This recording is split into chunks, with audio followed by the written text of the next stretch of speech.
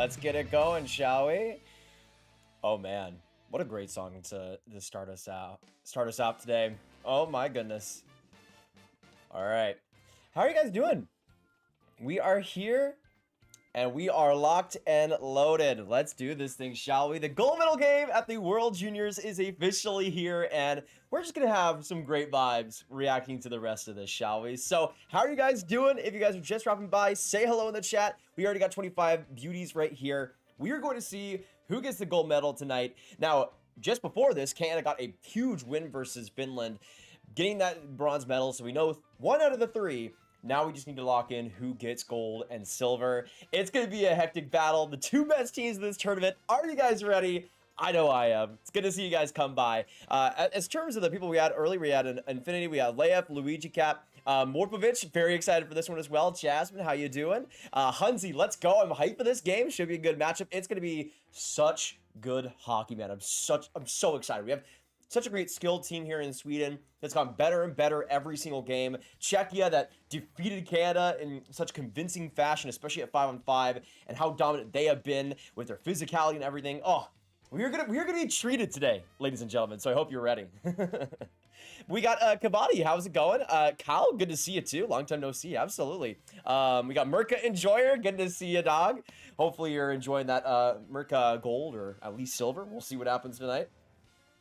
Then we got Maria, we got Ari Cohen, welcome to the stream, good to see you. Canada looks so pissed, they do. Yeah, I mean, I felt bad because obviously that's not what you come to the tournament for if you're Canada. But I think they did a good job responding. Michael Hage again, another masterclass. I mean, not really much of a surprise. I thought George looked way better in this game. Definitely his best game of the tournament. Even though he allowed 3 goals, I thought he was exceptional in some of those high-end saves and kept the game quiet, which is what George usually does. Hasn't really done that much in this tournament, but I think was much better in that respect here. Okay, let me make sure the camera's turned a little bit there, so a bit more in the middle. But yeah, how are you guys doing, man? I'm very excited. I'm very excited for this game. By the way, the first gold medal game that doesn't feature Canada and the US since 2016. So it's been a while since we've seen this. We've never seen a Sweden-Czechia matchup. But of course, the Swedes and their struggles in the gold medal game. The Czechs haven't won gold in 25 years. So no matter what ends up happening, we're going to see some new blood getting that gold medal, which I'm going to be very excited about. Jeff, how's it going? Who you got? I will get into the score predictions in about 10 or so, but I don't know, man. I've been thinking, because I knew I was going to stream the gold medal game, right? But I have been going back and forth this entire day on who I actually think will win this game. Let me put the camera down a bit more too. There we go. So I'm not just like down here the entire time. But yeah, I am very back and forth on this game because initially coming into the tournament, my prediction was that the Swedes would beat the Canadians in the gold medal game. So it's a bit different here. Actually, it is interesting. I will say, no matter what happens here tonight, my medal predictions were actually pretty on point, at least when you have the teams in there, because originally I predicted the Czechs to win the bronze medal, the Canadians to get silver, and the Swedes to get that gold medal. So no matter what happens, even if the Swedes choke this away, I'm still at least 3 for 3 in terms of the teams I predicted getting the gold, to get the medals that actually ended up getting them. So I'm very excited about that. But I've been going back and forth, man, because originally my prediction was Sweden would win it all, but the Czechs are just so freaking good, man. They're just so good, and it's so hard to deny them this, especially when they've been at their best versus high skill, high tempo teams, softer teams, if you will, which is what Sweden is. Even if they have gotten better every single game, I still don't think they're like a absolute powerhouse that has no weaknesses that you can't stop, especially if you're a team like the Czechs. So I am very curious to see how this game goes. And again, the Finns who brought that heaviness, that physicality, almost beat Sweden. It was super close in that game. So I think in terms of the momentum, I'd go for Czechia, but I feel like I have to ride or die for the Swedes at this point since I predicted them to win it all. They haven't proven me wrong in any way necessarily, so we'll see. But yeah, let me know in the chat down below, who do you think is going to win the decisive gold medal game? We got the Swedes, we got the Czechs in the all-Euro matchup, which I'm very intrigued by. It's gonna be a lot of fun tonight. Some big-time players. We're gonna maybe see Ivar Stenberg do well tonight. I mean, McKenna played probably his best game of the tournament today. So I'm very curious to see how Stenberg does. I'm watching this at 2 a.m. where I live. Hey, I appreciate that, Maria. Welcome to the stream where I'm going to try to keep you awake as long as I can. I would love to see Czechia win to get their first goal in nearly 25 years, but the Team Canada fan wants to see Sweden flatten them. Yeah, I mean, I would expect nothing less, Andrew. That makes a lot more sense. I mean, the thing is that no matter who wins tonight, it's probably going to be a deserved win. Both of these teams just have so many weapons, so many options. We'll see what goes on. But I think, especially if you're a Canadian, you'd probably want the Swedes to win. Ratty Merca's 6-goal Master Classic coming. Only 6? What's wrong with you, dude? Come on, wake up. It's at least 8. Let's be real. Canada still thinks their hockey's answer to the SEC being in different leagues. Think the Czechs forecheck gonna shut down Sweden now too. Yeah, that's what I go back and forth on, because the Czechs have proven to elevate their games so well against those kind of more scared teams, and that's why I was kind of expecting a really close game yesterday. I did ultimately have Canada winning, but the Czechs just play so well against those teams that are a bit leisurely, you know, and they kind of ride on their skill a bit more than they should. Sweden, I think, has gotten better in that department, but I don't know if it's enough. I don't know if it's enough, man. I'm on the fence. I'm on the fence, truly. Power, it should be starting in about 15 minutes, puck drop. Yeah, puck drop is about 20 minutes. Andrew was like right after that with a message. Thank you, buddy. I appreciate that. And if you guys are dropping by, say hello. Hit that like button too. We're at 9 likes right now, 1 away from 10. If you guys are enjoying the stream, just hit that like button. It only takes a second. It's free and it helps the channel out a ton. Of course, gets the stream going for more people out there too. Andreas, it's good to see you. Sweden #1. Here's the thing. As much as I love the Czechs and the way they play, I also just want to see the Swedes actually win something, because it's been a while, and I honestly just kind of want to see them stop choking. That's kind of my biggest thing. But we'll see what happens. That they're a team that has had their ups and downs. They've had some massive chokes over the last few years. I just want to see that team actually get something nice for once. The gold medal game is continuous overtime. I think so. Which, oh, I would be so seated for, man. I'd be so seated for. Considering we had 2 overtimes yesterday. I'm just saying I'd want that again. I want to be mad about it. Let's see. Curious to know, is there any story behind consistently wearing backwards hats in videos and streams? Not really, Leif. I just usually am wearing hats backwards. And also, I'm not, like, super... Oh, sorry. I might have knocked the mic around. But I'm also not, like, I've never been, like, super confident about my hair either, even though it's gotten much better over the years. So I've always just defaulted to a hat, which probably makes my hair look worse. But, you know, it's a devious cycle. Riker, what's going on? I blame Merca for the Czechs doing well. Yeah, man. Yeah, once he came back, it was over for the rest of the league. Yaka, what's going? Good evening, morning. Yeah, it's evening for me, but for all the Czechs in here, I hope your very, very early morning is going well. Gotta give Guy McKenna credit where when we all destroyed him for the performance last night, 4-point game and player of the game today. Granted, Hayes should have been best player of the game. I think he was again driving that line. But McKenna again feasted on the power play. I thought that last point he had, that goal, was a really good shift by him and Hayes again. But I will say, we talked about him a bunch, but I still don't think there was anything that much different about McKenna's game, really. He was just executing on those high-end plays like he usually does, right? But again, like, weren't 2 of the points on the power play. And well, again, that last goal was a really good shift. But that was kind of the only one where I'm like, okay, that was a really good, just actual work shift there by that line, rather than just Hayes, you know, doing all the work and hoping it works out. But I thought Sam O'Reilly was really good on that line. And a good kind of like Brady Martin semi-replacement with him out of the lineup. Hey, Christopher, thank you so much for the 10th like. I appreciate that a ton. And Nate says Czechia winning. Okay. Actually, to get the predictions down below, let me know. Put a 1 if you think Sweden will win, and 2 in the chat if you think the Czechs will win. Because I want to see something here. I want to see something.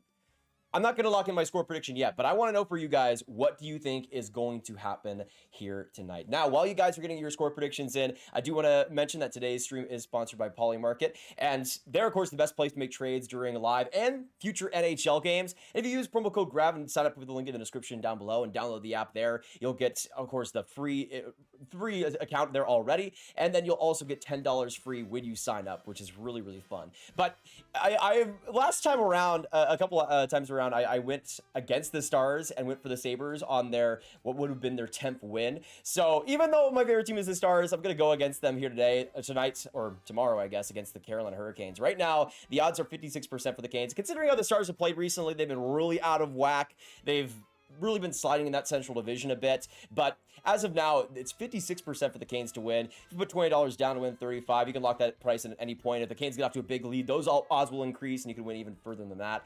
But in terms of, for me personally, I really just like Polymarket in a lot of ways, just to scroll that app and see what the odds are like, especially with how crazy the NHL has been since the Christmas break has completed. We've seen so many big wins, so many big upsets. It's been a lot of fun. But if you guys want to join Polymarket, just use the link in the description down below. Use promo code GRAB, and you'll get, of course, exclusive free access. The $10 free with no deposit required, and it's the best place to trade during live and future NHL games as well. But getting into the stream and getting into my score predictions here, we got a few minutes to go until puck drop. As I said before, I think I've gone back and forth here between the Swedes and the Czechs. The entire day, I'm like, okay, what is my prediction for the stream? What is my score prediction? And you know what? I still don't know. I thought about this the entire day, and I still don't know.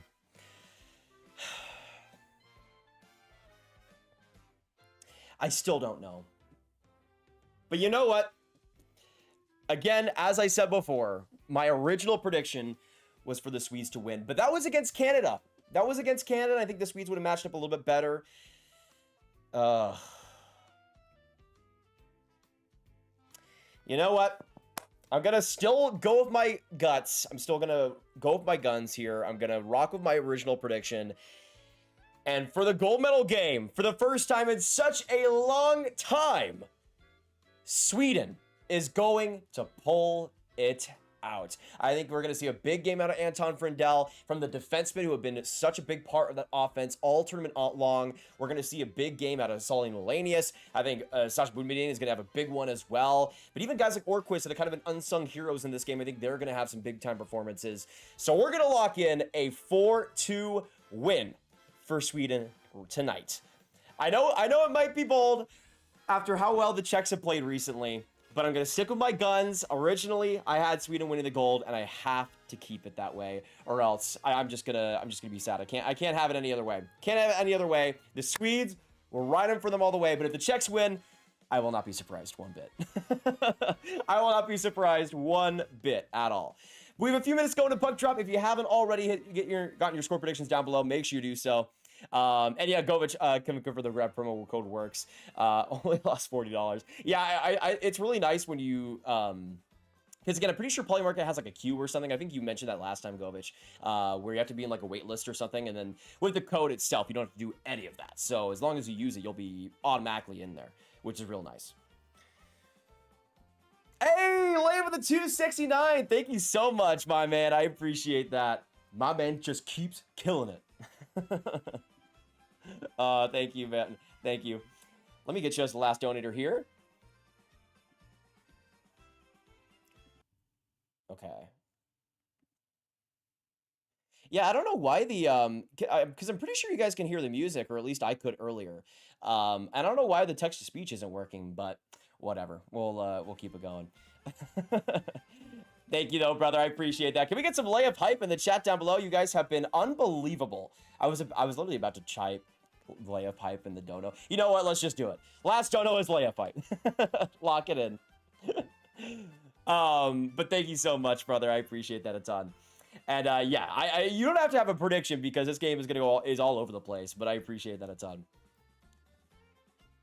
It has been, yeah. I mean, both of these teams haven't been able to get there very recently, but yeah, Czechia winning would also be insane. It would be such a great, like, it would be such a great example of their continued growth at the U20 level. You don't really need it if you've been watching the games. They've been such a great spoiler over these last couple of years, but a gold medal, getting that on their necks would be such a milestone for that franchise, for that organization. I would love it for them. First time in a long time, I think Sweden will win this. Christopher, we'll see, man. We'll see. It's going to be a great one. Either way, it's going to be really good tonight. Stenberg Hattie incoming. Ooh, boy, I would love that. I would love that, I'll tell you. Actually, that's a good point. Let me know in the chat down below. Who do you think is going to be the player of the game tonight? Either for Sweden or for the Czechs, whoever goes on to win. Because honestly, I'm gonna go for Ndel. I think he's gonna have a big time game tonight, especially against the Czechs' physicality. I think he's one of the Swedes best built for that. So I think he has the opportunity to really do some damage here, and we'll see how it goes. But I'm super excited to see how he does, how he responds after some big moments in that game versus Finland. If Dallas loses again tomorrow, Jim Nill better make a trade for a winger and offensive right shot defenseman. I mean, absolutely agreed for sure. Max Caron will be a good one. I mean, he looked real good in that semifinals game, so I wouldn't be opposed to that. It would make a lot of sense. We got 69 folks in the chat. Thank you guys so much for dropping by. Stick with us here today as we have the live reaction here to the entire gold medal game. A lot is on the line here for two teams that haven't had a gold in a while, but both have been playing so well recently. As the tournament has gone on, the two best teams in this tourney, we're about to see some capital H hockey, and I cannot wait, man. Vaclav Nestor still about to pop off. Yeah, I really hope he does. He was kind of, I think he was kind of the weakest player on that first line for the Czechs in yesterday's game versus the Canadians, but he still played his role pretty well. But I think offensively has the opportunity to really pop here. And what a moment it would be for him to do so, right? I can hear the music, but not the text to speech. Yeah, that's so strange, Leif. I don't know what's happening, but sure, whatever. I did see the Dvorak extension. I mean, I thought he's played well for the Flyers this year. He's been a good center with Zegras, but 5 years? Seriously? Like, for real? Hey, Tyler with a 5. Thank you so much, man. The prediction, Banach 2 goals and 1 assist, but 5 to 4 Sweet. Oh, okay. So, like, Banach's gonna have the big game, but Sweden's still gonna find a way to win. I see you. I see you. I mean, again, Huron, Banach, those two guys were cooking against Canada, so I can absolutely see that. Yeah, I'm gonna go for Ndel as the MVP. Though if the Czechs are to win, I think Juracek's gonna continue to have a great tournament. I mean, Perek in terms of the scoring has been the best by far, but Juracek, if you're looking for the defensive presence on top of the scoring too in the big moments, I think he's maybe been the best all around. So it'll be intriguing. I think Perek probably has best defenseman locked in, but if Juracek's able to come through, that could make things interesting for sure. Politin game-winning goal for the second straight game. Ooh, Nelly, that would be sick to see. Hot take incoming. Czechia will destroy Sweden 6-2, and it won't be close. That would be. I mean, considering Sweden's history recently, it wouldn't surprise me that much, but still. But yeah, thank you so much, Tyler, for the donation. Let me get some hype in the chat for you. Let me get you as well as the last donator, rightfully on top, as Tyler usually has been over these last few streams with the donations. Thank you guys so much. I appreciate it. I can't spell your name, Tyler. I don't know what happened to me. I think I just fell off completely. I was preparing to enjoy both Merca and Curon, but I can't enjoy Oil Kings tonight after they traded Joe Ginla. Oh yeah, the WHL had some wild trades earlier. Braden Coots.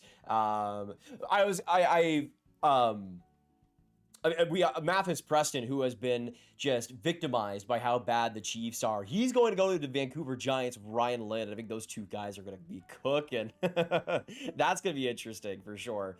But yeah, we saw some wild ones, and I always am here for CHL trades because they're crazy.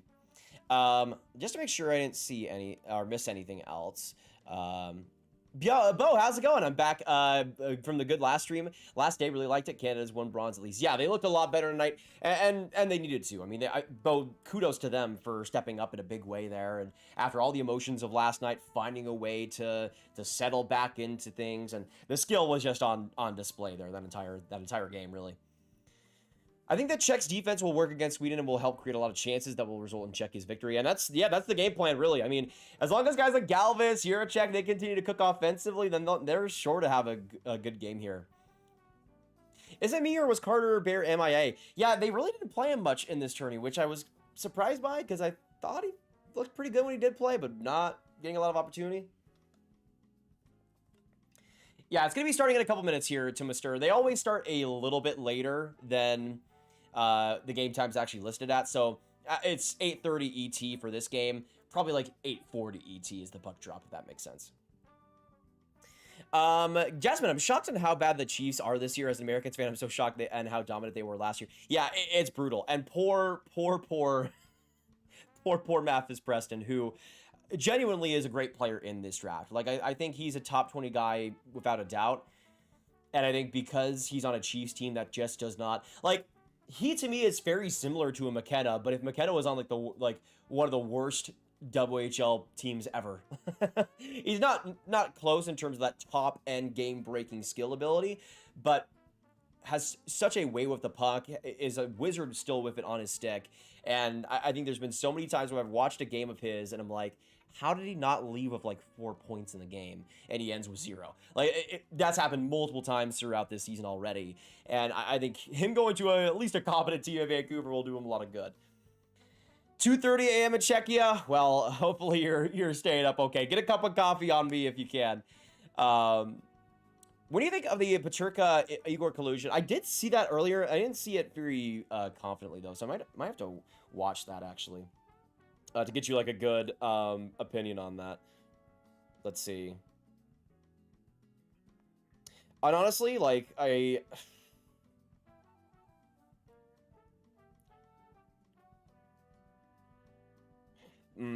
okay.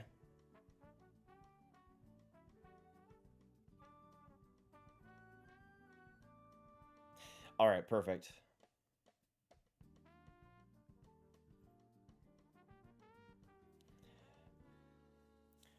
Two at 30 a.m. in Sweden from Alex. Oh my goodness. I mean, are you, for all the Swedes and the Czechs in this chat, are you guys doing okay? Like, did you guys get like a nap or something to prepare for this? Because I think you should have. Because I'm at least for me as an American, I'm doing a little bit better than you guys probably are. Yes, I did see the Cameron Schmidt trade, which is again weird because Vancouver trades for Mathis Preston, but they trade away Cameron Schmidt. Yeah, I don't know what was with that. like did Schmidt just like request a trade or something? Like did he just not really like it in Vancouver? Like what's the deal? What's the deal here? What's going on with BU right now? Not following college hockey too deeply this year, but hearing BU and Mikhail Yurgov are having a bad year. Yeah, BU is kind of, I mean, from what I've seen, they're a really young team, and also are very offensive leaning. Like, they don't have a lot of pure shutdown players in general on that team. And yeah, Yurgov has kind of suffered as a result. Though in the games I've watched, he hasn't been brilliant either, which sucks because he was so dialed in last year. But we'll see what actually ends up happening. I think eventually it'll turn back to a normal, but definitely not one of the top teams this year, sadly, as much as I love the Terriers. But we were just a couple minutes from puck drop, ladies and gentlemen. Once again, my official prediction for this game was 4-2 for the Swedes. We'll see if that actually does end up happening. But lock in your score predictions in the chat. I realize my face is way too bright. Let me turn down my light. There we go. That should look a little bit better. And hopefully my face won't be like a glaring like sunlight beam to you guys. I'm sure the Czechia fans can't wait for Finland to host the 2028 World Juniors. Ooh, that'll be interesting. Riker saying, I'm rooting for Sweden, but I've gotten used to heartbreak these last 3 years to have much faith in Sweden. Yeah, that's always the case, right? I mean, I always love cheer for the Swedes, and then they always, in the worst moments, find a way to lose. But hey, they had all the opportunity to lose in that last game versus the Finns, and they found a way to get it through. So we'll see. But actually, that's a good point, Riker. Let me know in the chat, who are you guys cheering for in this game? Drop a 1 in the chat if you're cheering for Sweden, and a 2 in the chat if you're cheering for Czechia. As you guys know, I'm cheering for the Swedes, but not by a massive amount. I mean, I have so much respect for both of these teams. So let me know if you're from Czechia, if you're from Sweden, or you're just cheering for either team. Drop it down below. Let us know who you're cheering for, who you're repping tonight, and who you want to see bring home that gold medal tonight. It's going to be real fun, ladies and gentlemen. So get your seatbelts on, strap in, and we're going to have a fun one. Fun one here. Yeah, had a nap, still on Christmas vacation as a Swede. That's nice, Christopher. Hopefully you're enjoying it, man. Who do you have winning the WHL Cup? I have Everett, sadly, even though I hate him. Oh, yeah, I mean, the WHL doesn't have as many just pure dominant teams, but that's a good one. Let's see. Good luck, Sweden. It's Europe's hockey this year. It seems like it. I mean, besides the World Championships. Go USA, go, baby. as a clearly unloyal Canadian too. Wow, wow. You should be hating Czechia, Mirka. You should be in hate. I mean, Mirka is the one that bands everybody together, though. He is the one that connects countries together with how good he is. Yeah, I'm just checking through just to see if we've seen any lineup changes in this game. Nothing that really strikes me. Top 6 for the Swedes remains the same. Looks like we'll still have the same starting goaltenders for each team, at least from what I can tell. Yeah, it looks like it. Okay. Yeah, again, nothing that's that different. So likely the same lines for both teams here. But Michael Orszaluk will start out the game here for the Czechs. He's had some great moments, a 3-1 record, but just an 860 save percentage, which shows you how bad the goaltenders have been in this year's tourney. But Luve Herenstam on the other side with a perfect 5-0 record and a 906 save percentage, keeping the Swedes in it through a lot of these games. And at this rate, likely the goaltender of the tournament, especially if the Swedes are able to get the gold in the end.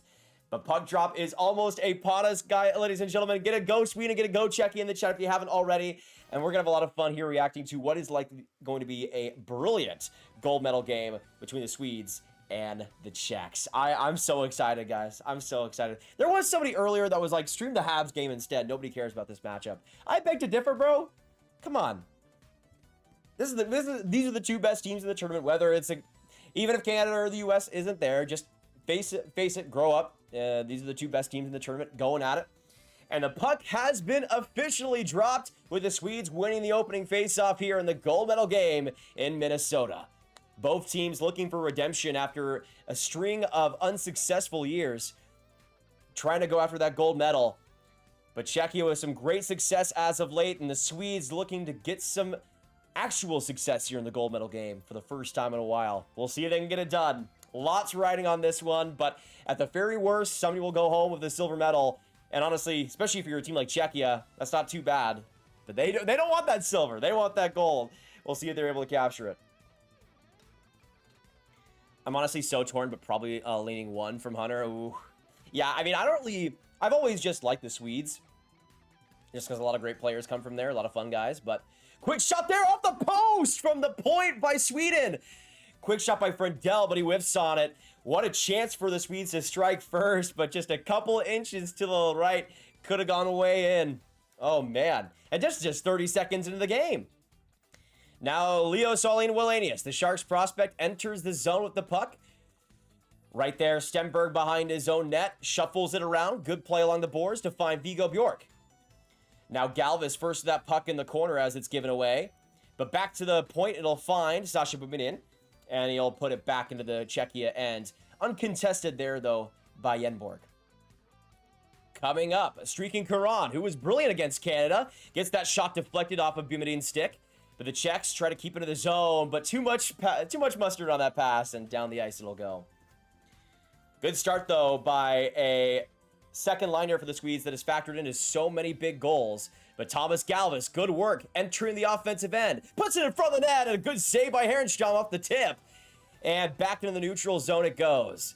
Good work there, man. Very good work again by Galvis, who's just been a transition machine in this tourney so far. Frey pressured in his own end by the Czechs, just getting it up. It was a good streaking play there. But coming up again, Novotny with some space, circles back, a rebound in front of the net, but thankfully the Swedes are just able to get it out and back to the middle. Oh man, good work by Novotny to find that little bit of space, and that rebound was juicy in front of the net. Still no score, even though both teams have come razor close to getting a goal on the board. As a Sharks fan, I'm on Team Solane Wallenius, true, and that's fair, you know. Hasn't been my favorite player in the tournament, but he's had his moments for sure. We had an extra day of Christmas break here in Newfoundland, Canada, as we had a snowstorm today. Hey, I mean, that's the Canadian way, isn't it, Andrew? Hopefully you enjoyed it, big man. Let's go Czechia from Jasmine. Oh, good work by the Czechs from the corner. Splitting off. Back to the point it goes. Juracek getting around the pressure, shooting, and that one goes just wide. Oh, man. Already, Juracek another chance. That one goes wide as well. Behind the net. Getting it now is Dransak. Fought off by Selena Wallenius, but now coming up here is Yuri Klima. Klima loses the puck, though, and this fourth line battle for both teams ends in a dump out. Fibiger enters the zone, gets it into the corner for Orquist to pick it up.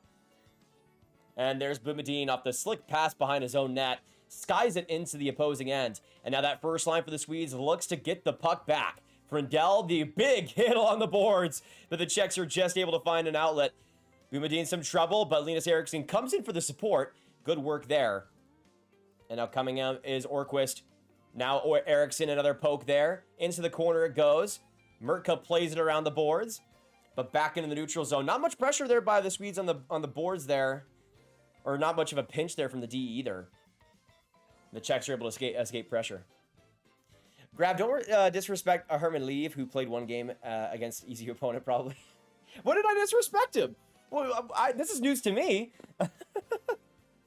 I didn't know that was happening. Actually, yeah, he sucks. Sorry. Worst player of all time. Oh, Ovi just got 913. Good for him, man. He's still kicking. As crazy as it is, he's still kicking well. Yenborg back to Frey in the defensive zone. Now along the boards. He's able to find Ivar Stenberg. Stenberg circling in. Bobbled off his stick, though, and now back to the neutral zone. Yenborg able to get that turnover. Coming up the ice. Good little play by Carroll. Gets the offensive zone possession. Back to the point. Good little pinch there by Bjork. Now back behind the net. The Sweden top six has been really the only ones having the puck on their sticks at any point in this game so far. As of now, pretty much 5 minutes into this game, the Czechs are the only one with a shot on goal. Novotny around the hash mark, circles back, looks for the pass across. He finds Fibiger for the shot. Big block in front by Carroll. Able to get it into the corner. Novotny, another shot there. Rebound for Fibiger. Another block by Carroll. Corgis, thank you so much for subscribing. Welcome to the Grav Gang. It's good to have you. Oh, man. Good chance there by... good chance there by that Novotny line both times, but couple big blocks by Carroll, the Swedish D-man. Random Justin sort of hat-trick against the Ducks. Justin sort of? Good for him. I know that he was being traded for a second rounder. He had a lot of expectations on him. I don't know if it's... I mean, a second rounder is still, I think, a lot to give, but I think he's also done pretty well in that depth role with the Caps. And is still pretty young, considering things. You should do more streams of just regular NHL games. Yeah, that'd be fun. I mean, the big thing for me is that just trying to find, like, the right games to be in it for. But especially for the playoffs, we're going to be doing a lot more, for sure. Chatting, scrolling Twitter for moves and stuff on my phone, listening to music, watching the game on my Xbox, and watching the stream on a separate screen. We multitasking. Oh yeah, we love it, Merca. We're so Gen Z, man. we got it. Do you have like Family Guy highlights in the background too? Just curious. You gave credit to Louvet, so therefore by Twitter logic. Oh, great chance in front by Nilsson. Oh man, off the sticks. Or off the skate of Nilsson. Such a close chance. Yustavar Carlson. Now back to Hawkinson. A shot. Rebound in front, but that one just scoots wide. Good little shift there by that Swedish fourth line, which have always done pretty well since they've gotten back together. Nilsson has just been a weapon as a fourth line center, man.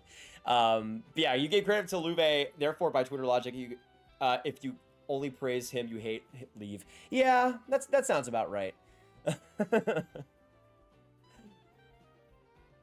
I don't hate you, Herman. I'm sorry. Riker's trying to set me up is what's happening here. I can't remember if we've had a whistle yet. Actually, have we? It doesn't feel like it. Maybe like at the start of the game. Frindell, quick shot, good block there in front though by Pachnika, and out into the stands it goes. There's your whistle. There's your whistle there, Andrew. But yeah, it's been pretty back and forth. Not really much shooting opportunities, but there's been a lot of blocks in this so far. Like, I would not be surprised if both teams have like 8 blocks apiece already. Dvorak refusing a multi-year deal with the Canucks may have been the best decision of his life. Yeah, well, I mean, we'll see how much Philadelphia does better in the end, but they're in a playoff race right now. Not doing too bad. But yeah, I think he definitely prefers players Zegras and how those two have done together so far. Layup off topic from the World Juniors, but I'm honestly shocked that Kraken won a shootout for once against Vancouver. That Matty Beniers game winner was nasty though. Yeah. It was good to see. I mean, Beniers has gotten a little bit better these last week or so, which I'm happy about. But you know how I feel about the Kraken's development right now, Layup. But I mean, we've seen a lot of teams just kind of rebound a little bit more recently. Like Nashville has played a lot better, as an example. Though, of course, the team that I actually predicted to make the playoffs in the Central, the Blues, aren't at all doing that. But what can you do, man? Triple OG, what's going on? Good to see ya. Haven't been in here. Hey, Juicy, what's going on, dude? Good to see ya. Hopefully you're doing well. I mean, you haven't been here in years, but the Lightning are still sick, of course. But good to see you, man. I appreciate you hopping by. Winter Dog, what's going on? Good to see you in the chat. And I appreciate all you guys stopping by so far. We got 60 beauties in the stream right now. And it's been a little bit more of a physical, more shot blocking game so far. Still 0-0, 12-48 now left in the first. But both teams kind of waiting for the other to come at them. But it's kind of been a tale of two sides. I think the Sweden's top six has done a lot more, has gotten a lot more creativity going here. Good shot there by Eklund. Quick opportunity for Frendell on the backhand, but another shot gets blocked off of him and into the stands. And yeah, again, the Sweden top six has been the one really creating stuff, and then the Czech bottom six has really been the line driving play for them. So a bit of a tale of two sides so far. Yeah, I saw that Jack Johnson like joined the Canucks organization, which is hilarious. I mean, if you can't beat him, join him. Or if you can't be on an NHL team somehow on like another PTO, which he's been trying these last couple of years, might as well join him. But good for him, I guess. You know, like, it's one of those things where it is funny. I'm sure Jack Johnson could be a good scout. Who knows? But, oh, great chance in front. Eriksson couldn't get that rebound. Though a turnover here by Eklund. Taken away. Now, Eriksson a shot there, but a quick save by Orgelock. Now, Eklund again to Linus Eriksson. Back to the point it goes. Quick shot again. Rebound in front. Just off the net. Back to the point for the Swedes. Carroll, quick shot, and Orgelock another save as he gets the cover to quiet things down. Orgelock, these last couple of minutes getting really, really tested early on. Wheel of time. Let's go Sweden. Do what Canada couldn't. I'm hoping the Swedes get it done. Though I will say, the Swedes were really kind of struggling, getting out of their own zone there for the first few minutes. They had a really strong last couple minutes here, though. Showing what they actually had the potential to do. But a very close game so far. 0-0, shots 2-2. Though TSN, have you guys noticed this? TSN is, I feel like, really delayed in their shot counter, and I often do not trust them because they just had like 2 shots on that last shift, and they haven't updated the shot tracker, so I think it's 4-2 Sweden, but they haven't updated it for like a minute. I think shot trackers and everything are so stupid with how like slow it is to track them. Like, you saw the shot, the goalie saved it. Like, what was the issue? The Czechs come up here, good opportunity, but a good save by Herrenstrom off the chest, and he's able to cover it there. But they updated it. Wait, what? But okay, so Sweden gets 2 shots on goal. Neither are put up on the tracker. But then as soon as the Czechs get a shot on goal that's covered, then they get a shot on goal that gets counted. I don't know. I'm not one of those people that's gonna be like, oh, I need to bet on like over under on shots or something like that. But if I was, that would be my mortal enemy, I feel like. To be serious though, I feel bad for undrafted goalies like Herman Liv, who only get 1 game against an easy opponent because it doesn't give them a chance to show off. I mean, at the same time, you know, they're still there. You know, they're still playing. And there's always the opportunity to outplay the guy that gets drafted, especially on the international teams here. But I agree, like it's a bit hit or miss sometimes, and those guys really only have like 1 game to shine. Like Brady Noling, as an example, I felt so bad for because he just had nothing to. He couldn't do anything in that game. Versus what was it? I can't remember if it was the Finns or not, but whatever it was, whatever game he played, the whole defense just completely gave up. Ivar Stenberg, though, going to the box here, so a check power play coming up. I think that was holding on Shihar. But with 11:16 to go, the Czechs will have the man advantage here. Let's see this again. So Stenberg gets the stick in. That one gets bumped off. Oh.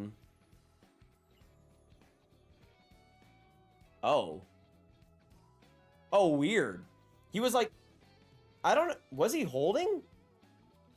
It didn't really look like he was holding the stick. And the stick was on his helmet, holding the stick. Like, maybe for like a split second, I guess. But, interesting. But this Czech power play, rocking 28% so far in this tournament, gets an opportunity to just rip this game wide open. We'll see if they're able to do so. I don't know. I felt like that should have been a 4-on-4 because Shihar's stick was up in Stenberg's face. And I think he was holding it a bit, but like, I think there was dueling penalties there, if I'm being honest. But right now with the puck, the Czechs keep it in. Kiran to the point for Juracek. In deep. Shot there by Banak. That one just whistles wide. Now Nestrasil looking to break out in this game.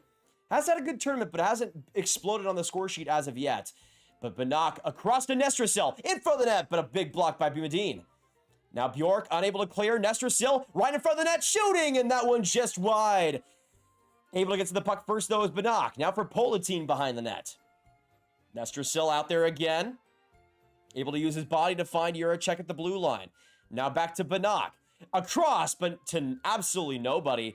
Nestrasil to that puck first, though. Juracek to Nestrasil.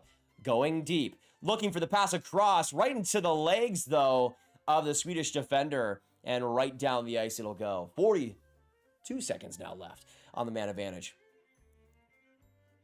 Yeah, it was weird, Patriot. I thought that would have been I thought that would have been both of them going out to the box.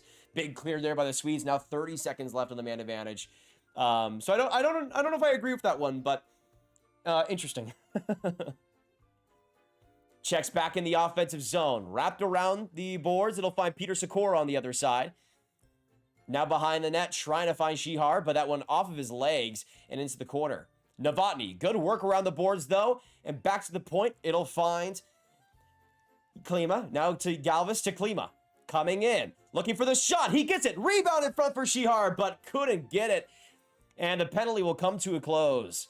Galvis, good work, but Stenberg is able to disrupt that play on the blue line and get it back into the Czech end. Good work out of the box there by Stenberg, even if he didn't get a breakaway or something. Now across, the Czechs still keep it in the offensive zone. Oh, man. I mean, that power play had a couple of options, but... Oh, Galvis now looking for the shot. He gets it. That one blocked in front, though, by Bumedine. Galvis still keeps it in the offensive end. The Czechs really having the Swedes here in their own end. Good work there, though, by Lucas Pettersson, who's back in this game, by the way. And he gets it back to the Czech end, though that'll be icing. Oh, man. Good power play to shift the momentum here for the Czechs. Looking a lot better after that.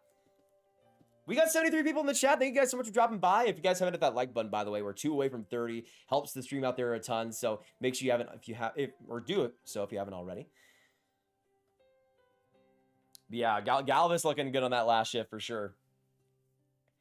The refs called a cross-check last night that should have been a goaltender interference. Yeah, that's what I was thinking, right? Like, it's just, that's one of the worst ones in this tournament for sure. Miroslav Alenka is on pace for 105 points in 65 WHL games. At least got a great player. Yeah, I've really liked him. I've always really liked him. He's just he has a good mix of both like maturity and skill, especially when he's left alone. That makes him an enticing player. We'll see what side of his game he blends more. I think he's going to be more of like a defensive center in the NHL, but oh, great chance in front by the Czechs. Trying to work his way through, but not able to get to the slot. Is that a penalty? Okay, no. It was just offside. I thought we were going to see another penalty. That would have been crazy.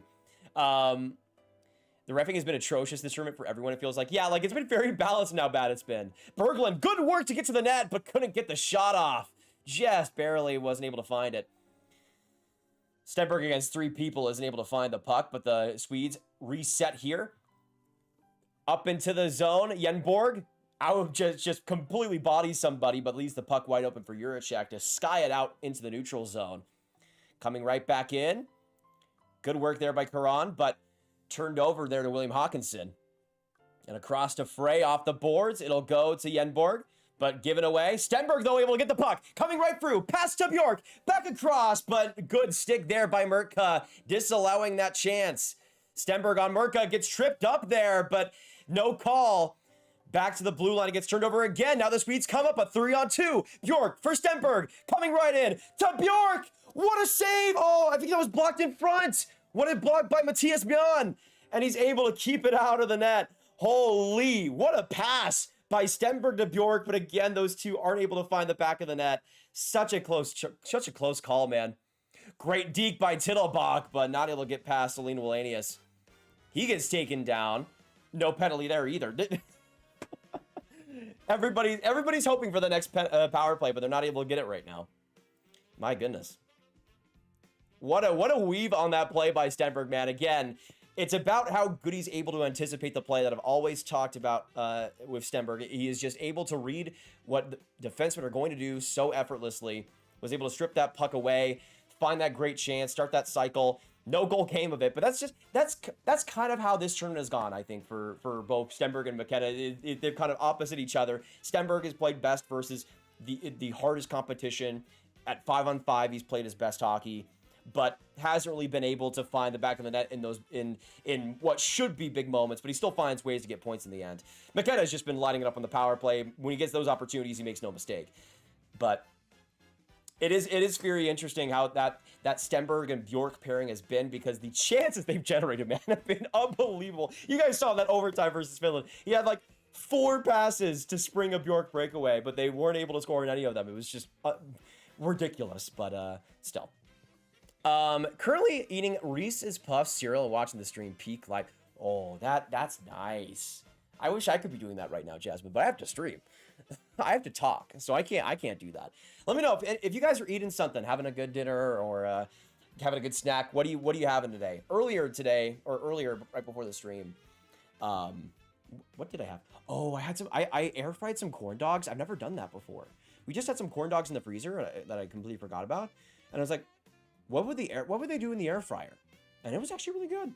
It's really good. So I had a couple of those, good yogurt, as a little bit more of a balanced meal, even though it's not very balanced. That's what I did for my big boy meal. Yogurt and 2 corn dogs. Oh, power play here for the Czechs. What happened? I think it's Pizzimenti going to the box. Oh, delay of game. I didn't even realize. Sasha Pizzimenti to the box for delay of game, and the Czechs will have their second power play opportunity in the first. Wow. Yeah, big block by Matthias Mian, who's just an insane Goliath of a dude. But yeah, Pizzimenti, a big penalty killer off the books as well for the Swedes, as they look to kill off 2 minutes here and 4 minutes in this first. Jeez Louise, man. That makes more sense. Yeah, that's such a brutal blow. The Czechs, who got 1 shot on their first power play, win the opening faceoff. And Klima back to Galvis. Eklund some good pressure, but still able to get his Kubesa on the boards here. Kubesa to Galvis. Kubesa now back to the point. Galvis gets it again. Sikora faking the shot, trying to get it across to Shihar, but not able to connect. Kubesa, though, gets that loose puck. Back to Sikora. Big block in front by Selena Wallenius. And the Swedes are able to get it down with 1:30 left. Selena Wallenius in some visible pain, putting his stick down on the ice. But now the Czechs come right back up. Kubesa to Sikora. Back at the blue line. He inches further in. Onto the hash marks. Gets a quick shot there, but Hermansen just able to cover it. Looked a little bit spooked by that shot, but still able to get it under. Selena Wallenius, though, looks like he's just absolutely distraught on the bench right now. Brutal if he's out in this game. Brutal. Let me catch up here. I'm listening while working on my NHL 26 roster. Hey, that's nice. Got some good background music, noise for you. Leafs on top. I understand. I know my role, okay? I know my role. 7 players have hat tricks in 2026. 40 being Darren Radish, Pavel Agenda, Tyler Bertuzzi, and Justin, sort of. Oh, man. Big chance in front. Now Juracek not able to get there. Good work by Yustavar Karlsson. Gets stripped of the puck, But coming in, Jack Berglund, a couple of moves, right in front. What a chance! Not able to get it past Orgelock, but a tap in front, and they score! Short-handed! Yustavara Karlsson off the great rush by Jack Berglund. And the Swedes connect to open the scoring in period 1. What a rush out of nowhere. They're able to put on the pressure. And Berglund just barrels his way through, but the pressure by Yustavara Karlsson, Berglund the entry, the shot, but the work by Berglund to get back to that puck on the loose board battle around Juracek, and Yustavara Karlsson just taps that puck in. What a play by the Swedes to open the scoring tonight. Oh man, Berglund, fire me up. What a play by the Flyers draftee. To the undrafted 2026 draft eligible Kasper Yustavara Karlsson. My goodness. Oh man, what a goal. Was there another penalty too on that? Was Sweden going on the power play? I don't know what's going on these days. I think it was a delayed penalty, and since Sweden scored on that, it'll go back to a Czechia power play with 58 seconds to go. Yeah, that was Nestercell slashed the stick of Yustavara Karlsson, but he came back into the play to score that goal, which is crazy. But yeah, just brutal defensive positioning there by both Nestercell and Juracek leads to the scrappy goal by the Swedes. Almost playing the Czechs game, giving them a taste of their own medicine. Orgelock, though, was just completely out of whack. Was he at all interfered with? I don't know, but no challenge there. And 56 seconds now left on the Czech power play to try to get some revenge here, eh? But what a start for the Swedes, baby! Oh, man. Hey, Kasper Yustavara has had some big moments in this tournament. Only a couple of goals, but at big moments. Yeah, let me get back, because I was missing some. Oh, Bjork with a little bit of space, trying to get around Sikora. He does! Oh, man. If Sikora didn't get that stick into the last second, Bjork might have had another shorthanded chance. That would have been awesome. But now 22 seconds left. This Swedish penalty kill has been feasting on the Czechs right now, just wasting so much time. Galvis is able to find some space to Shihar. Now up the ice, Kubesa gets a quick shot, but off target. And onto the other side for Yustavara Karlsson. Up the ice, Hawkinson gets the dump in, and that will be it for a Czechia power play that didn't get much going. 0 shots and a goal allowed is not how you draw it up if you're the Czechs. Yikes. Hey, Ryan, I appreciate it. Thank you so much, my man. It's a lot of fun, isn't it? Oh, Klima, good chance, though. He's not able to get past the stick of Carroll. Carroll's had a couple of really huge blocks in this game so far. Czech still in the zone. Tittlebach with a shot that gets deflected and back into the corner. Carroll, a little bit of trouble getting it out, but they are able to find the middle and dump it down the ice for a Sweden icing. Where was Stenberg ranked among scouting sites before the start of the season? I would say he was like 2 to 4 most of the time. He was certainly hyped coming into this year. Like, I think he was second coming into the season for me, if I remember correctly. But he's not somebody that's burst out of the scene, surprisingly. Oh yeah, I would certainly like to Wheel of Time, if you guys were interested. Leftovers, Christmas cookies at 3 a.m. Also know that I'm in a stream where you are streaming a Sweden game. I can make a joke. If Sweden loses, it's only because Sweden didn't bring Gabriel Elias on the team. For sure, Riker. Yeah, I mean, him and his 1,000 penalty minutes in the OHL this year. Obviously, I'm kidding, but not too far from the truth, honestly. Berglund up the ice. Now Lucas Pettersson back on the puck. Berglund using that body well. It'll now go to Yenberg, and Yenberg back to the point, though not quite there in time for Orquist. Yeah, man, what a goal. What a goal. Nestercell ain't having that good game I called. Yeah. Man, I thought we were due, man. So sad. Oh, what a move by Stenberg. Entering the zone. Oh, man. I thought he got tripped there again, but I guess not. I might have to see a replay on that. Kubesa just takes it. What is with the ice right now? Everybody is falling down. Are we good in Minnesota right now? Are we sure? Because as soon as right as Stenberg falls down, then Kibissa almost... Oh, what a chance for Juracek! Rebound there, but good save by Herenstam. And it was just hard enough where the rebound went a bit too far. But now Viggo Bjork in transition starts things up. Yenberg too leisurely on that pass, and it gets intercepted before it can find Stenberg. Good work by Klima up the ice. Stenberg, though, some good pressure. Stenberg's been excellent defensively in this game. Some really, really critical stick checks so far. Merca trying to keep it in.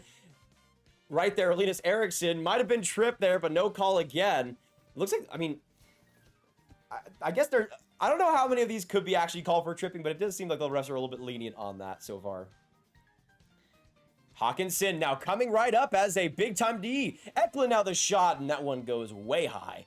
Back into the blue line corner. It'll go to Bjork, or to Frey, my apologies. Good work here by that first line. Friedel, sharp angle shot, though nobody's there for the rebound. Man. Sup, Grav? I really like Wyatt Johnson a lot. I'm happy GR is doing well for us. By the way, those are some ugly USA jerseys. Wait, Justin. Why did you say that, man? Come on. Ugly US jerseys. Not on my watch. You can't say stuff like that. Sweden still keeping into the zone here. 1 minute now left in the first period. Friedel right in the corner looking for a pass option. Back to the point, it'll find Frey, though that one right off of Novotny and into the stands. I will say, I think Aidan Novotny has had an excellent semifinals and gold medal game so far. He has been all over, both defensively with that physicality. He's been in the right spots as well. Just using that very not basic, but very standard power forward game he has provided in the OHL to very good effects so far. One thing about these tournaments, each arena gets about 13, 15 games in 10 games. That is a good point, actually, Andrew. That is a very good point. Maybe the ice is just, like, man, I've had a long holidays. I just need a break, man. Come on, just give me something. I just need a break, man. Just let me have this. And he's kind of he's kind of in the trenches right now. I think that's probably a part of things. Oh man, I mean, I think for Sweden especially, that penalty kill has really changed everything for them. Oh, and in a lot of ways, I've been pretty impressed with their physicality. I've been pretty impressed with their physicality so far. And I think they've been a real... They've actually shocked me a bit. I mean, I thought that Sweden would win this game, but I thought there was a real chance that Czechia would just absolutely shut them down completely. That hasn't been the case. They've actually gotten a lot more pace to their game, and they've blended that with some pretty good skill, especially up the middle. So I think in a lot of ways, they've been doing quite well. Eklund has been a bit underwhelming this tournament. I would say a bit. I think his energy is still there, but he hasn't quite had that like finishing ability, and that's kind of been the problem this year. I mean, he was such a good goal scorer last year in the SHL, and then or in Sweden last year, and then this year his touch has completely evaporated. I don't know why. It's really strange, but I feel like it's mostly a confidence thing from him still. Solian Wallenius tries to get it deep. Friedel trying to put it up in front. Nobody was there, though. And now the Czechs come right up. Shihar now up the ice. But a good block there by Carroll again, who has been real good for the Swedes in this game defensively. He does allow... Carroll has allowed a lot of, like, space like for letting guys enter the offensive zone. But once they do, he hasn't given them much to work with. Big shot there in front. Rebound for Harriston, but he's just able to squirt it away. Good play there. And the Swedes were able to get it out. I thought, again, there might have been a penalty, but I guess not. Hey, Leia with a 169. Thank you so much, my man. Love you too, brother. Appreciate it. Can we get some layup hype? And after a flurry of chances for both teams, the first period will come to an end. 1-0 Sweden to start out the gold medal game. And just a back and forth affair. Lots of physicality, lots of intensity, as we really did expect. All right, Leif, there you go. We're back. We're so back. I think that was just a good first period in a lot of ways, though. Like, that was... for especially the Swedes to be able to get that short-handed goal too was just incredible.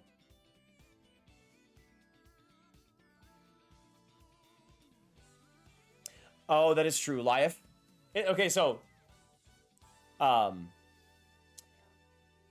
you also said last time that it was more like, was it more like Leif or Life? Because that would make more sense to me then. If it was more like a, because Life would also roll off the tongue well, but as Life knows, I'm very bad at that. Okay, so Life. So it's just Life then, like L-I-F-E. Because I do want to get this right. I've been really bad at this, as you know. There's no if. Okay, there you go. So it would just be Life then. Right. I think.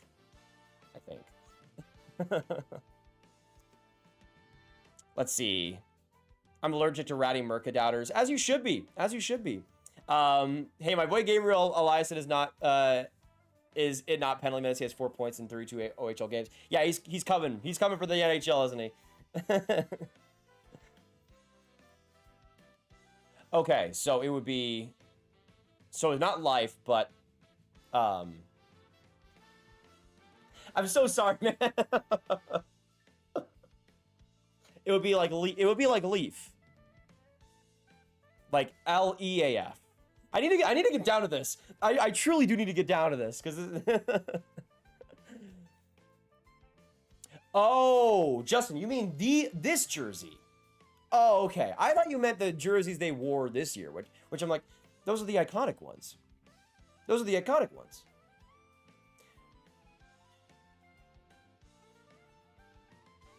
So is it? Wait, is it Leif? Like Lee? Like L-E-E-I-F?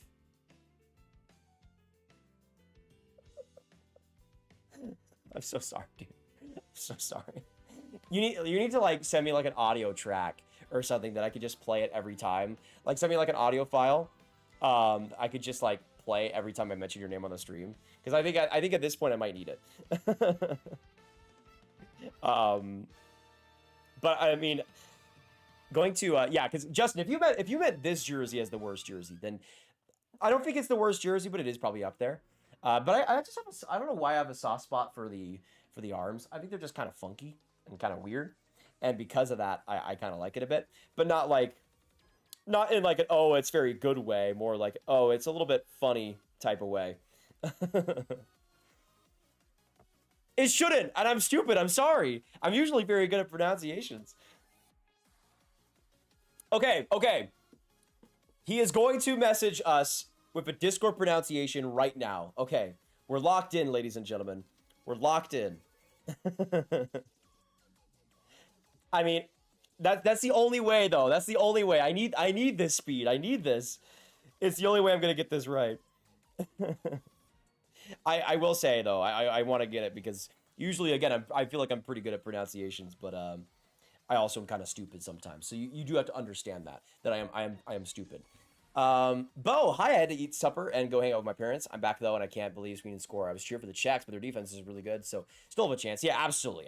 But Sweden played that first period pretty well, guys. I'm pretty shocked. I mean, I thought they'd win this game, but I thought it would be more so, you know, a little bit later on into that game that we really see them pop. But okay, Leif has officially sent the audio message on how to pronounce their name. Okay, I'm gonna open Discord and we're gonna see how this goes. I don't know if we'll actually I don't know if we'll actually be able to I don't know if we'll actually be able to hear it on the microphone or anything, but we'll see how it goes. Okay.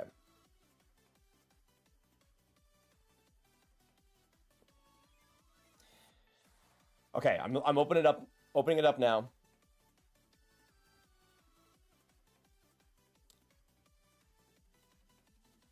I don't know why Discord is so slow. Okay, here we go. We'll see if that, let me get it going and see if we actually can hear it. So it's pronounced Lee. Oh. Don't sweat. Happens all the I'm so stupid. I'm so stupid.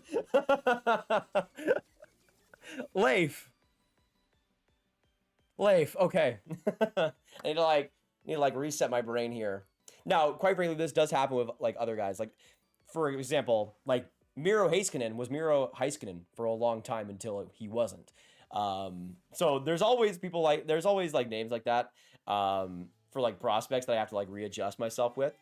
But Leif Upstadt, my man. We got it confirmed. Lock it in. Thank you, big man. I appreciate that. And that does actually help me a lot. So I make it work.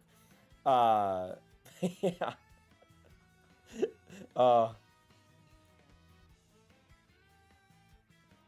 I think in a lot of ways that it's just like a mental barrier. You know what I mean? Like it's just something where I'm just kind of stupid and I need to get past it.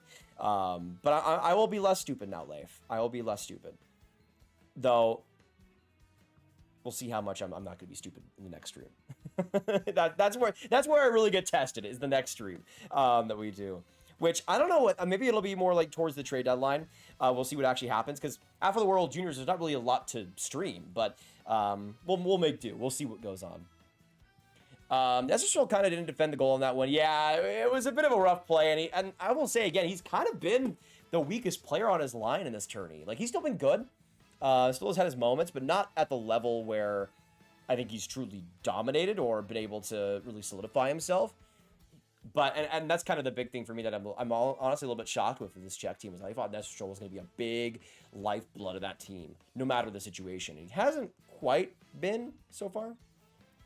Jasmine, I don't have a Discord. Well, that's okay. That's okay. Though you guys are missing out on the Grav Discord. Make sure you guys join that if you haven't already.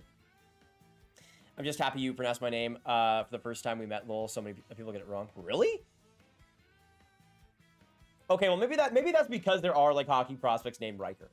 But also, how else would you pronounce Riker? Like, right here? Like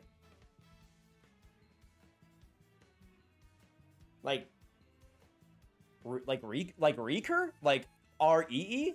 Like Reeker? I don't... That's strange to me.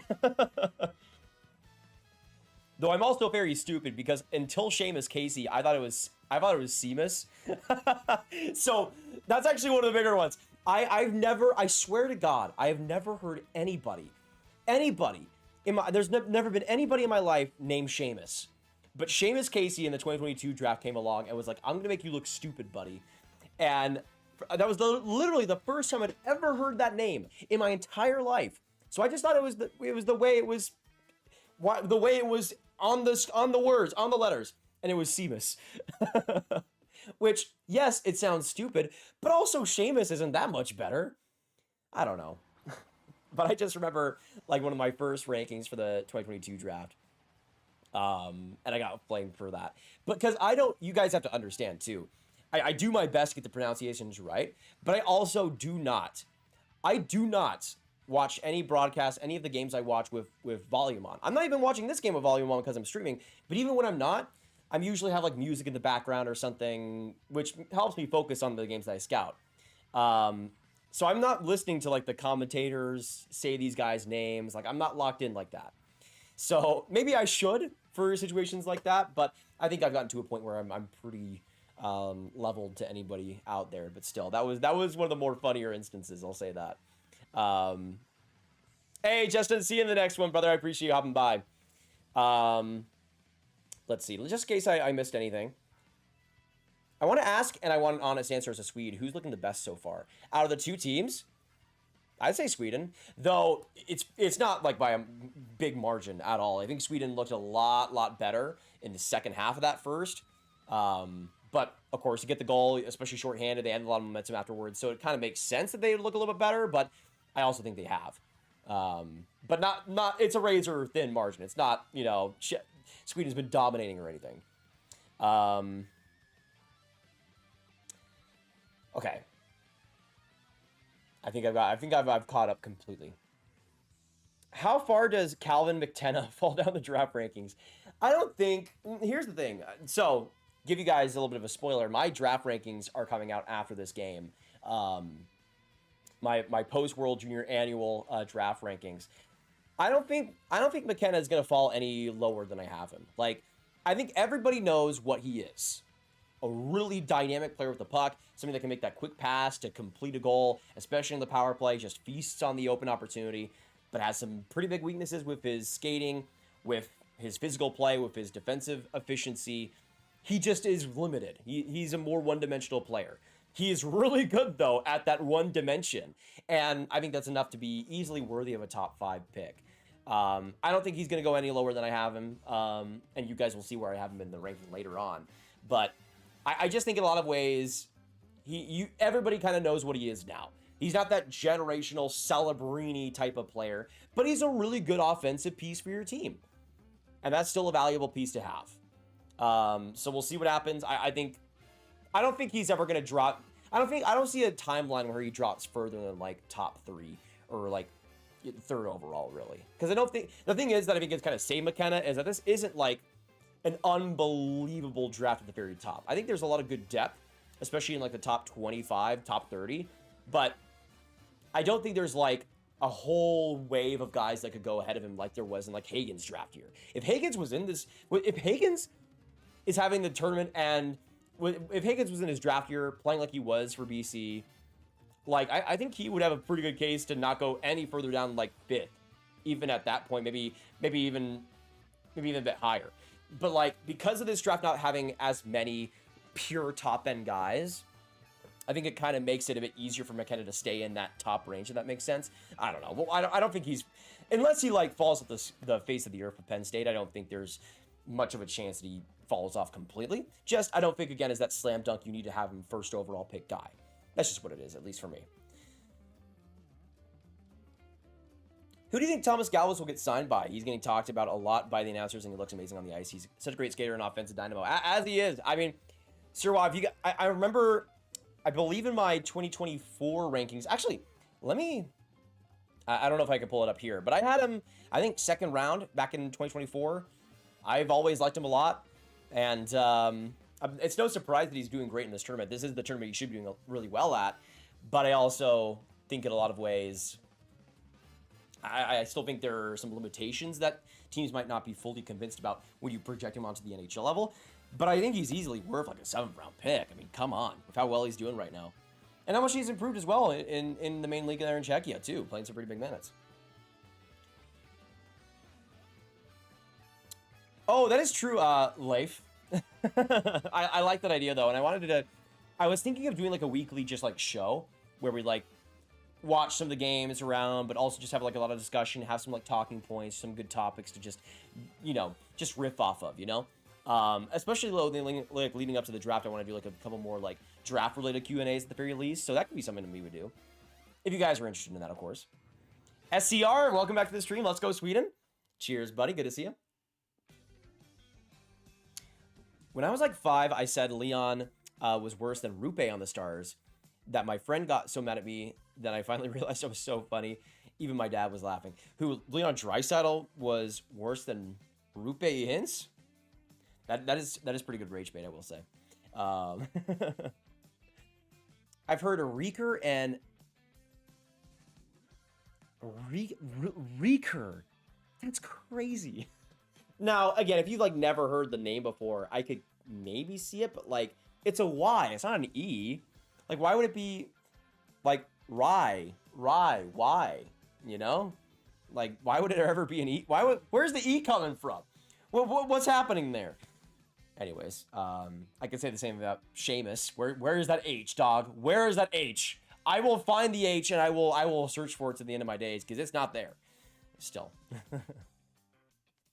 When it gets tricky for names, for me, are the Finns. It's quite different from the rest of the Scandinavian languages. Yeah, I could see that. I mean, for me, pretty easily, the most complicated nation that's prominent in hockey to pronounce is easily the Slovaks. Like, not even a question for me. Czechs in ways, but it depends on the name. But the Slovaks, man, they got some funny ones. You know, you look at a name like Simone, like what it would be in Shimon Nemets, and it is way different from how it's spelled, I'll tell you that, at least in English letters. If you actually said it how it was spelled, you go Simon like Nemec or something, or even like Nemec, but it's a Nemetz, which I always find interesting. But yeah, I would go pretty easily the Slovaks, but I love them still. The thing about it is that I actually do really like those more like unconventional pronunciations and actually learning them, because I think it is very fun to be able to say that. Like I remember the reason because of this is because people like you have also you guys have also made it a lot easier to do so. But I remember like the first time I got a compliment for my pronunciation was like back in the 2020 draft process when I was like the only one out there, and I do remember this. It was actually the case. I was the only one that was pronouncing Tim Stützle right. The only one. Like everybody out there was calling him Tim, like Stützle. Stützle was the big one. You guys remember that? Tim Stützle? That's not how it's pronounced. But very early on, I knew that. And again, you can kind of, now granted, again, I'm not watching the games or listening to the games. I am watching the games. But you can kind of tell, you know, who's really paying attention and who isn't, with even little things like that. But it's Tim Stützle, dang it, not Tim Stützle. Though Tim Stützle as a German forward would be just really funny. Like if his name was actually pronounced that way. Let's see. Can we get a raid after the stream, please? Yeah, Bo, if you guys have somebody that could be a good raid. If any other NHL YouTubers are streaming, maybe. Chase, or Craig Button said Chase Reed could go first. Now, okay. Not to like... So here's the thing. I did see the segment earlier where he was listing... So you guys want to know. There was a segment earlier where Craig Button was listing the 4 players that he thinks could go first overall in this draft. He named Ira Stenberg, Gavin McKenna, of course. He named 2 defensemen, and neither of them were Keaton Bearhoff. He named Chase Reed, which I don't quite see it yet. I think he'd have to like a dominant OHL playoffs for that to be the case, though he is still really good. And Albert Smits. And I don't know. I think he could go like top 5 easily. I think there's a team out there like a team that like a Pat Verbeek type of team, you know, like an Anaheim that always likes those type of mobile, big defensemen. But first overall, I mean, of course, this draft is highly debated at the top of things. So I don't think there's anybody that would be a massive, massive surprise necessarily. But I do think I would be a bit shocked. And then he also compared Albert Smith to Moritz Seider, which I don't understand that. I truly do not understand that. Like, Smith is really a fun player, for sure. The difference between the decision-making of those two guys, now, not even as a draft eligible, like, even as a draft eligible, they're not even close to me. Frindell, great chance to start out the period, though that one just wide of the net. Oh, man, what a chance to start out the second for the Swedes. But yeah, the 2 comparables I've noticed from Craig Button this tourney, Anton Frindell to Jonathan Toews, which is hilarious because Frindell never plays center, and he also is not that good defensively. He's fine, but it's mostly physically based, a lot of his defensive value. But Moritz Seider to Albert Smith, I genuinely don't understand if you watch those two how you could come to that conclusion. They're both pretty good skaters and tall and European, I guess. But like, Seider is a completely different player. In his draft year, again, a lot more responsible, a lot more defensive habits. Smith is just run and gun, cowboy hat hockey all the time, which again, you could like if that's your thing. But to compare to Moritz Seider, who's like a top 5 defensive defense, maybe top 3 defensive defenseman of the NHL right now, I don't see that. I'll just say that. But I don't hate Greg Button or anything. I just think it was funny. But again, if you're going off of like European skates well big, then maybe. But I like to look at more of how these guys actually play if I'm going to make a player comparable. Stenberg behind the net, right there to Bjork. What a chance. Oh, rebound there too. They can't convert on it. Man, the amount of chances that Stenberg has set up for Bjork has been unbelievable. And they just can't score when they feed each other. It's insane. 3-12, it was Yustafara Karlsson who scored the first goal off of Jack Berglund. Bjork now behind the net. Looking for the pass to Stenberg! Off the post with the shot! No way, dude! These guys just can't score when they're passing to each other. They're so good at setting it up. Oh, I can't even believe it, man. I can't even believe it. That's insane.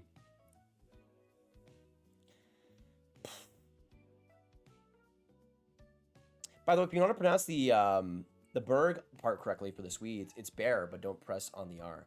So like Berland? So like Berland? Jack Berland? Something like that. Interesting. I know one of the ones I have tried to learn for this tournament is Yenborg. Yenborg instead of Genborg, like it is spelled. That one shook me because I haven't seen him much without my head with the streams not muted. But I've tried to get on that one at least. Or for Stenberg. Oh, interesting. So like Yenberg. Ivar Yenberg. Or something like that. Oh, there you go for Jack Berland. I'm trying my best. I'm trying my best. Good start to this second period, though, for the Swedes. Really having the puck the entire time for these first 2 minutes. Shots 10 of 7 in favor of the Swedes with a 1-0 advantage. Good skating by Solin Wallenius. He enters the zone here with the puck, commanding it. Gets just a little bit of the puck was Orgelok with the glove. And the Czechs will reset here as Galvis rushes up the ice. Given away by Pezhnika, though, and right back up. Jack Berglund with the puck. Though Solin Wallenius is able to take it over right in his own zone. Don't give the Kraken any ideas when it comes to picking inside the top 10 because they'll just take Ron Francis' position as a player again and again and again. No, they're going to draft, like, Oliver Savanto. Top 10. Who's a really solid player. But, like, guys, draft a wing. Like, what? There's only 4 centers in an NHL lineup. Seriously. Merca Enjoyer says, wonder if DuPont has a McKenna level fall if it was hype too. And again, here's the thing. I will never try to like label a guy like that coming into his draft year now as like anything locked in at first overall, though I do think DuPont is pretty special. Though also has his downsides. You know, I think it's such a high bar that we've had recently with the Celebrinis, the Bedards, that just have such little weaknesses. That's not always the case, though I think DuPont is very sick. Frindell, great work to get around the net, but just couldn't get the shot off. Work now behind the net by Victor Eklund, trying to get that puck off of Galvis. Linus Eriksson now right to it from the point. Bumadine with the stick, but Frindell's deflection just goes wide. Back into the neutral zone, though Sweden still with possession, but given away by Bumadine and back up the ice. Frindell now to Orquist. Linus Eriksson, though, not able to get past the forechecking of Galvis, who... Galvis is, like, pinching in the neutral zone, trying to get a turnover. I love it, man. Yeah, I will have an aneurysm if Seattle drafts another center. It is true. Let's see. Honestly, whenever someone mentions Craig Button, I immediately think of him going, I don't know if Canadians can even win one game before Montreal stunned Toronto. Yeah, that was pretty funny. That was pretty funny for sure. Merca Enjoyer says Stenberg 1, Beerhoff 2, McKenna 3, Belgis 4, and Vigo Bjork at 5. Interesting. I mean, I will say, Belchit's that high as of now. I mean, I've soured on him a bit over the last month, but not enough to like knock him down in the top 10. But Windsor's also been weird. They lost Greentree and Spellacy, so he hasn't had as much to work with, at least on the power play recently. So I'll give him a bit of a pass on that. Let's see. I'm Canadian and my parents were originally from Nova Scotia, so I'm Crosby. Basically, Riker. Oh, good shot there by Sikora, but an even better save by Herenstab and back down the ice. The worst butchering by commentators is easily Nylander. It's not Nylander. Oh. Well, yikes. My bad. I got exposed in 4K right there.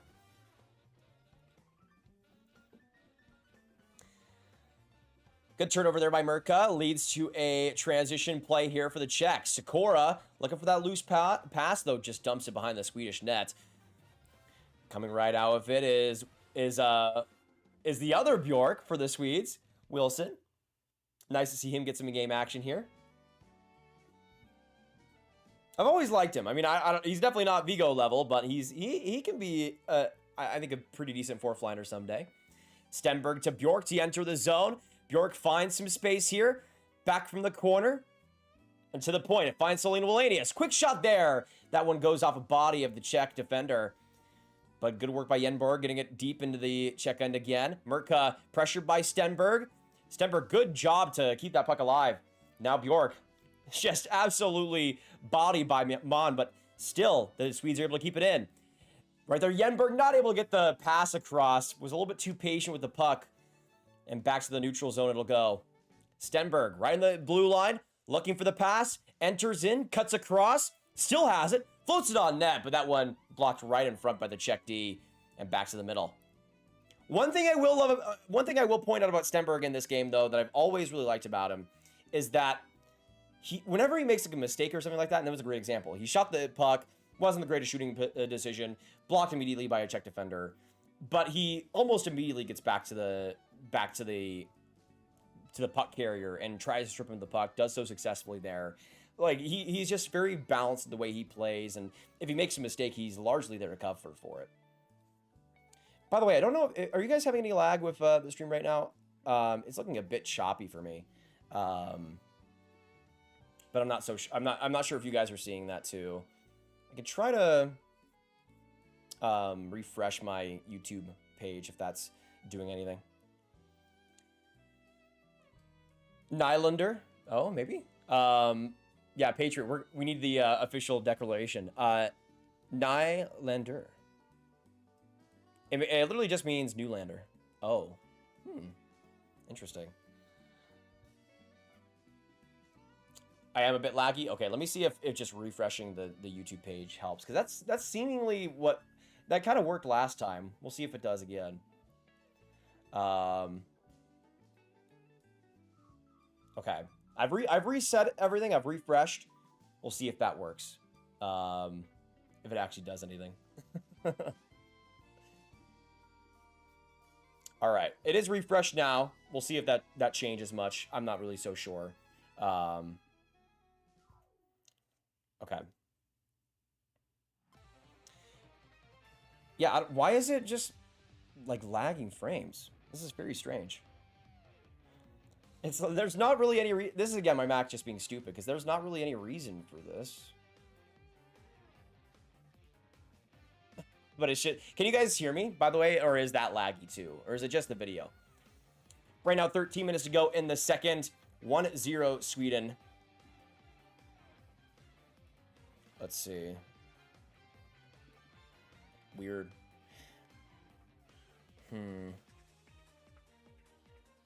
Maybe I am tweaking, Nate. It's probably true. In more ways than one. Okay, so you guys can't hear me smoothly. It's just the video is being stupid. Because that's the weird part, is that it's not like... Oh, great move across by Juracek. Off the post with the shot, though, man. Oh, boy. Let me try to, like, increase the bit rate or something. I don't know. We're gonna try some things. See how it goes. Let's go to 5,000, shall we? Maybe that'll do something. I don't know.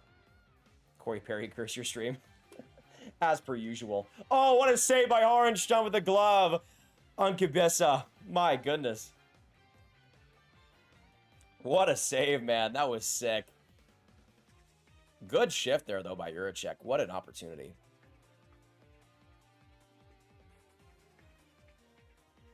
Hey, thank you for the 2 lamp. I appreciate ya. Blame Peter DeBoer. I will do that. I will do that. I will always blame Peter DeBoer. You know what? You know how this works. You know me. You know me. Oh man, it was looking better for a second, but now it's just crapping again. No, it's not bad. I live in Texas. It wouldn't be a snowstorm or anything. Both is laggy, both your game and the stream. That is strange. Maybe we're all lagging. Maybe everywhere is lagging. Who knows?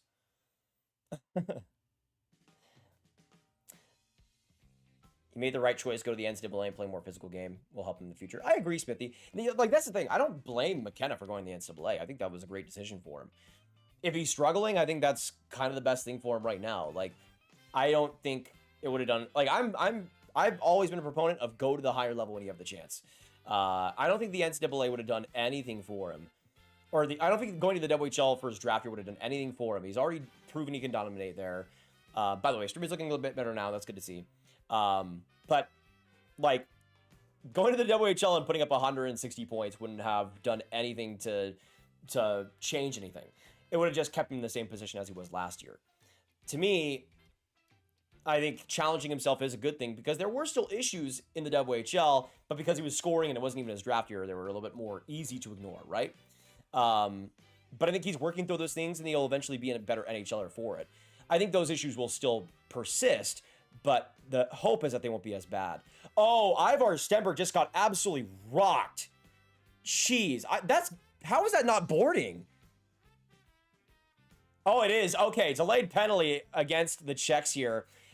Stenberg just got boarded to hell and back, man. That was horrible. But it looks like the Swedes will get a power play from it, which, thank goodness. 11:32 to go in the second. Stenberg across, trying to get it there, but Orquist just gave it away right at the blue line. Yeah, that was a brutal, brutal, brutal hit. Yikes. How is Texas? I worked at UTMB in Galveston for 3 years. It's very nice. I mean, I'm a lot further than Galveston. I'm more in Texas, but yeah, just horrible, horrible boarding there by Shihar. Like, poor Stenberg got his, like, chin right on the glass. Like, his reaction said it all. Thankfully, he was okay, but wow. Yikes. Yeah, it seems like the video is a little bit clearer now, which is good. But a big opportunity here for the Swedes as they get their first power play of the game, cross-checking on Vasilek Shihar. We'll see if they're able to capitalize on it. I don't think people would say McKenna had a bad juniors in Hage, could put the puck in it. No, I mean, he certainly did not have a bad World Juniors. I still think it was largely, it showed again the strengths and the weaknesses very clearly. Stenberg across. Eklund looking for the pass. He goes to Stenberg now. Stenberg looking, shooting. Oh, that one just wide. What a look. Oh, good work, though, by the Czechs, forcing Frundell to dump it down. And they'll get a big clear there with 1:38 left. Stenberg now up the ice. Good work entering the zone. He'll find Jack Berglund. Now across to Frundell. Back to the point it goes. Boumediene to Stenberg. He looks across. Oh, what a setup there. Oh, my goodness. Stenberg again. Coming through, back to Frey. Now to Stenberg again. Stenberg looking, shooting. Big rebound, score! Big goal by Victor Eklund. And the Swedes go up 2-0. What a great shift there by both Frey and Stenberg at the blue line. They're able to create pressure in front of the net and a fantastic pass in front by Berglund to set up a wide open Eklund. Wow, what a play there. And what a huge, huge goal for the Swedes. Stenberg on the board as well in the gold medal game. But what a time to come through for Victor Eklund. Wow. Wow. I mean, we were saying earlier, maybe it has a bit of a disappointing tournament so far. What a time to come through for the Islanders forward. Wow. There we go, baby. Capitalizing on that power play. So the Swedes, 2 goals, 1 goal in the power play, 1 goal shorthanded. That's crazy. By the way, still have some drop frames, so I'm going to continue to increase the bit rate. We'll see if that makes it a bit worse. But that goal assisted by Jack Berglund and by Ivar Stenberg. Love it. And again, Stenberg showing what he's capable of there with the patience with the puck. Very good. Though he scored in the power play, so he's a power play merchant. He's just like McKenna. But hey, one score in the power play in the gold medal game. I'll just say that.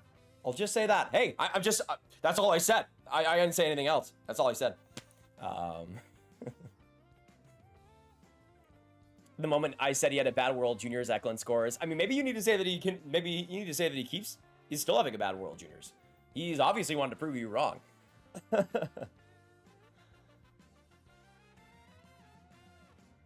By the way, it is strange that you guys can hear the music this stream, but not the last stream. I don't know what's going on. I haven't changed any settings, literally. Like, I think the OBS is just crazy. But Eklund with a burst of steam after that goal gets right in behind the net. Oh, what a chance for Linus Eriksson! He just didn't have his stick on the ice. Wasn't ready for the pass. Almost 3-0 there for the Swedes. Just a brutal opportunity there wasted. Good work, though, by Eklund. He gets a quick shot there, just wide. Back to the point. Another chance. Primadine, rebound there. First to the puck, though, was Eriksson after it scraped away. Frindell, big body check. Good work by Orquist to get the shot on goal. That one blocked off, though, by Juracek. Or by Shihar, my apologies. Eklund now along the boards with 8:45 left in the second. Tries to keep it in the zone, but just able to get it out. But now Viggo Bjork with a burst of speed from the corner. Now behind the net, wrap around, big rebound there, but not able to get the stick on it was Jenberg. Good work by Stenberg here, trying to strip that puck away. And back to the defense. It'll go offside? Maybe? I don't know. No doubt McKenna's going to be good in the NHL. And I absolutely agree. Like, some team is going... The thing is, you don't want to ignore pure game-breaking talent. Like, when somebody has a special skill, that's usually enough for them to make the NHL. I have no doubt that McKenna's going to be in the NHL. Like, in my draft rankings, as much as I've talked about him, sure, he's still a top 3 guy for me. I still absolutely adore what he's capable of. I just think you're going to have to shelter him a bit. You're going to have to put him in the best positions to succeed. I don't think he's going to be your #1 play driver on a line. But my goodness, he's going to be a good #2. Is he going to be a great guy on the power play? Is he going to be somebody that just scores like he's going to score like 60, he's going to score like 50 points in the power play in like his best years in the NHL. Like, he's going to be a menace. I just think in terms of what I value most, I value more of a complete player, especially at the top of the draft. Still though, he's going to be sick. For a second, a couple months ago, I thought you were Blake Fiddler. It's worse when you realize I've been watching you since 2020. Me? Dude, if Blake Fiddler was making YouTube videos, I'd be the first to watch. You kidding me? Yeah, he's from Texas too, so I guess that's the only connection we have. Like, maybe. Also, I haven't updated the score. Let me get to that. Completely forgot. I was too busy watching Eklund be the boy, be the man himself. Bjork is so fun to watch, man. Yeah, I mean, I think in terms of the finishing, it hasn't quite been there, but the connection of him and Stenberg is so good because Bjork can do all the dirty work well. Both of them can do the dirty work well, but Bjork just has such a relentless style. And man, I don't care if he's not and I explained it as well in my new rankings coming out tonight. Like, he might not have the best skating in the world. He might not be the biggest, and he might not even be the most skilled player on the ice, but he just has such a great balance in his game. And he's such a NHL player in his style and his positioning and his footwork. Like, he's not going to blow past you, but it's almost like you underestimate him, and then he just makes mincemeat of your defense. It's astounding, actually. Jenberg now from the middle, gets it to Bjork, now on one-on-one. Quick shot there by Bjork, that one high off the net. Oh, Bjork just reverse hit Matthias Bjorn. What a chance for Stenberg in front of Bjork, not able to put it in the net. Come on, you two. Come on. You guys are setting up such good plays, but you can't score. Oh, I am just devastated, dog. I'm just so devastated. If they were able to score in all their opportunities, they've like half of the opportunities they've presented to each other, like they would be like top 5 in scoring, both of them in this tournament. Oh no, penalty I think coming up against Sweden here. A brutal time for an infraction with 7:20 to go. Going to the box will be Krantz. Oh man, looks like Banach got taken down, I believe.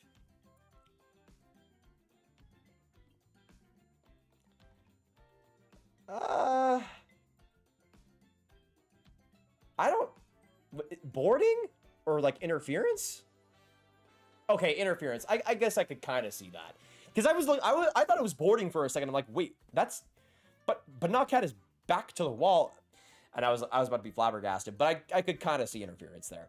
But big power play here for the Czechs. 0 for 2 so far in this game. And we'll see if they can get it on the board. I mean, both of Sweden's goals have come on special teams.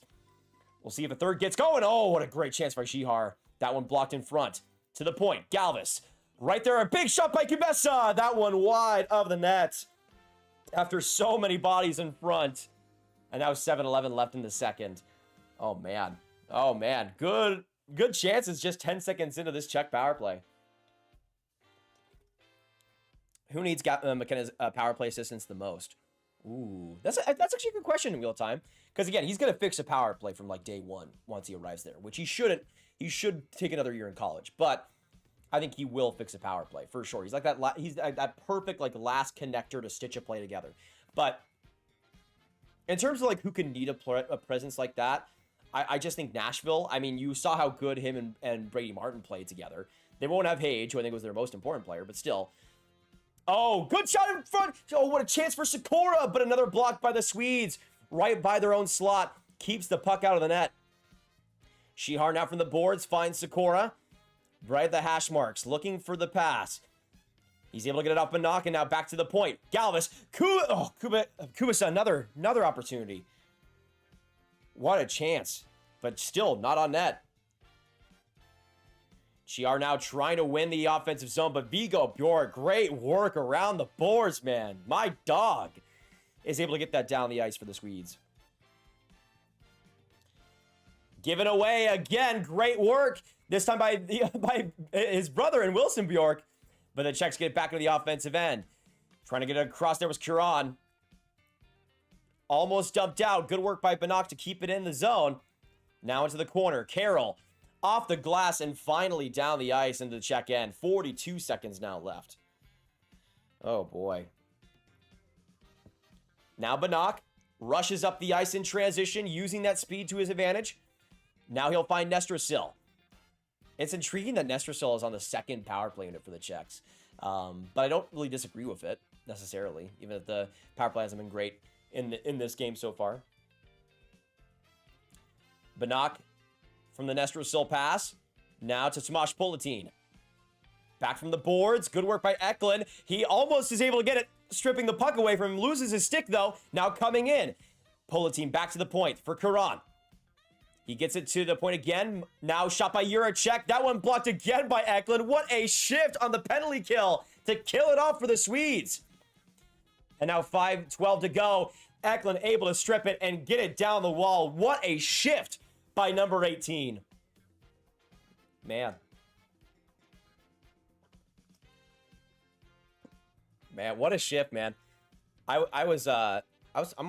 shedding tears for how good that shift was. Mostly because I went too loud with that shouting of how good he was. Still though. Stenberg shades it to Hawkinson. Looking now behind the net. William Hawkinson.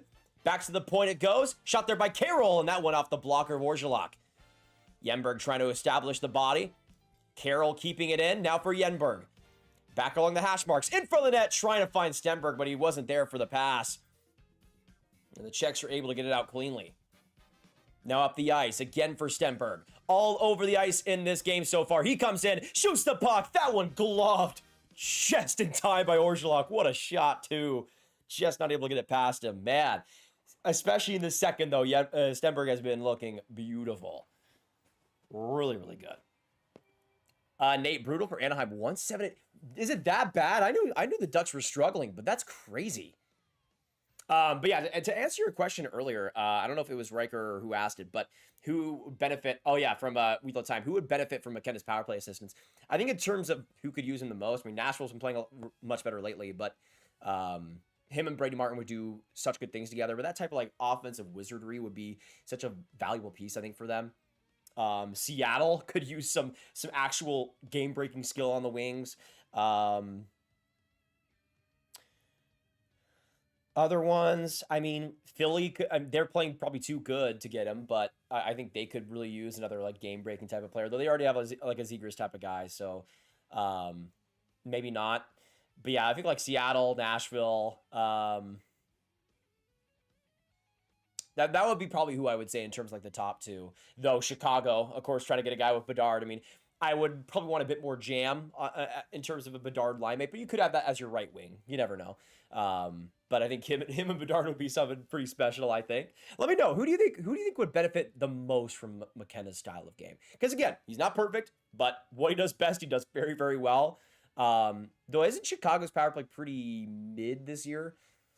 I don't know, but I think they could imagine him with Bedard on the same power play, Nazar, Levshunov. There's some guys to work with there.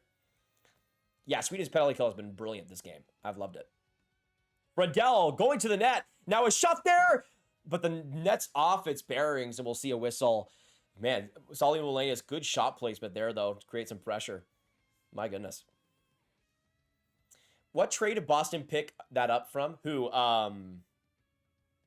Oh, I see it's a conversation there. Here's where Politin finds a goal by doing his daily crash in the net, in front of the net and tapping it right by the goalie. Yeah, he seems to do that pretty consistently. Nate says, Stenberg 1, Verhoff 2, or McKenna, but I see Verhoff going second. Interesting. Yeah, I do think in terms of, it depends on the team, obviously, but I think a lot of teams would probably go for Verhoff now just because of the dependability. Now, granted, I don't think he was great in this year's World Juniors, but he had his moments offensively. I think the biggest thing was he was just a bit overwhelmed defensively. Like a lot of times where he was kind of just defaulting to clearing the puck out, which is not my ideal way to play. But that hasn't really been the case in the NCAA this year. Like that was a bit surprising to me because I haven't really seen that much. He's usually been a bit more creative with his outlets, but it's also the World Juniors in the big competition that he was playing against. So I don't hold it against him too much. And he's still super young too. Like as much as people were saying, oh, Carroll's is 17, Verhoff is 17 too, and pretty young as well. They're both similar birth dates. I think they're both June, July. But yeah, in terms of like 6'4", right shot D, skates as well as Verhoff does. There's some decision-making concerns, which, you know, not the greatest thing to have as a defenseman, but still. Oh, great work by Novotny coming in! Herenstam just able to settle things down. Oh, man. Novotny has been so good, guys. So good. I love it. I honestly think Schultz will be better than guys like McKenna or DuPont. I don't think so.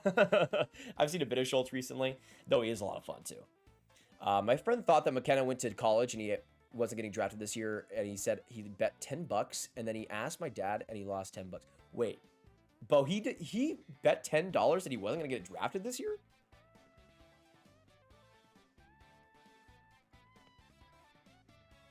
Is that the worst bet of all time? Somebody betting that McKenna wasn't going to get drafted this year? Did he think that going to college meant you couldn't get drafted? Is that what it was? Because maybe from that perspective, I can understand that, but that's pretty funny. If he stayed in the WHL and scored 100 points like he would, there wouldn't be a conversation. He'd be guaranteed one. I mean, doesn't that kind of, though, show how flawed the whole draft hype thing is? Because I don't think he should be.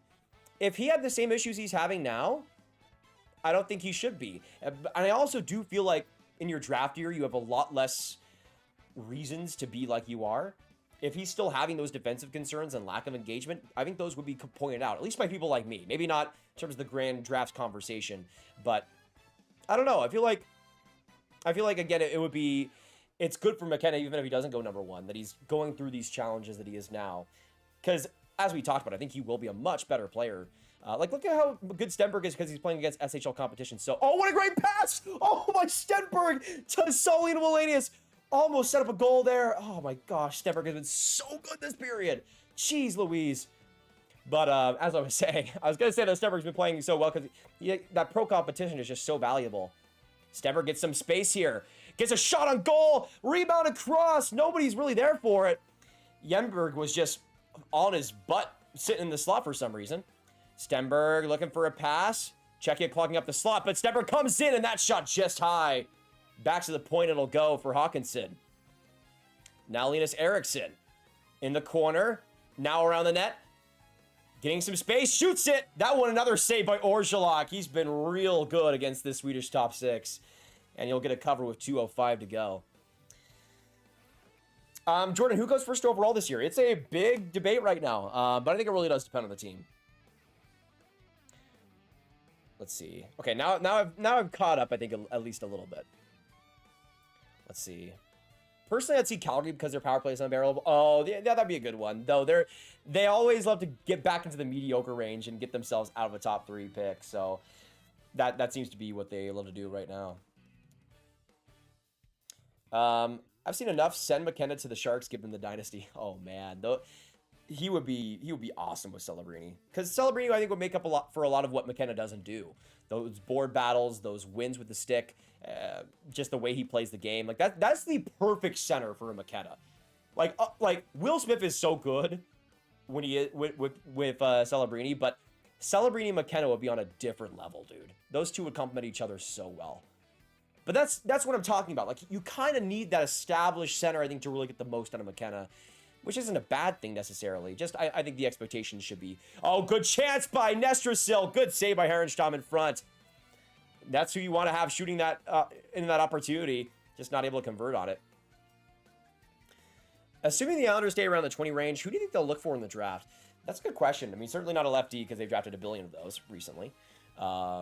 Oh, great play coming in by Krantz. He gets Orsolok on his legs, but not able to convert on the rebound. Good work there by that fourth line for the Swedes. But yeah, for the Islanders, I think they would probably go for... I would want them at least to go for a forward if they could. Michael, thank you so much for subscribing. Welcome to the Grav Gang. It's good to have you. I always certainly go for a forward. Somebody like an Adam Novotny, I think, could be fun with their style, trying to go maybe a little bit more power forward based. He's been very good at this game. Of course, they like to go for the Czechs, with Politin as an example. But I think he could be a fun ad. Maybe like a Ryan Rubrick, big body, especially good on the power play. Trying to think in terms of wings. Like Oliver Savanto, if they want to go for more of like a floor guy, he could be a fun fit there. And they like their Finns on the island. So I could see that. 15 seconds left. This second line for the Swedes out there again to pressure the Czechs, though they'll be back into the Sweden end. Now along the boards. Going first there is Kubesa. Now behind the net, 1 second left, and the Czechs aren't able to get the last shot on goal. We'll now go into the second intermission with a 2-0 Sweden lead. What a second period there by the Swedes, who just put their foot on the neck of the Czechs and have just been able to control the possession of this game. I mean, in the last like 10 minutes of that second, Czechia barely had the puck in the Swedish end. That was just incredible work by Sweden's defense, by their transition ability.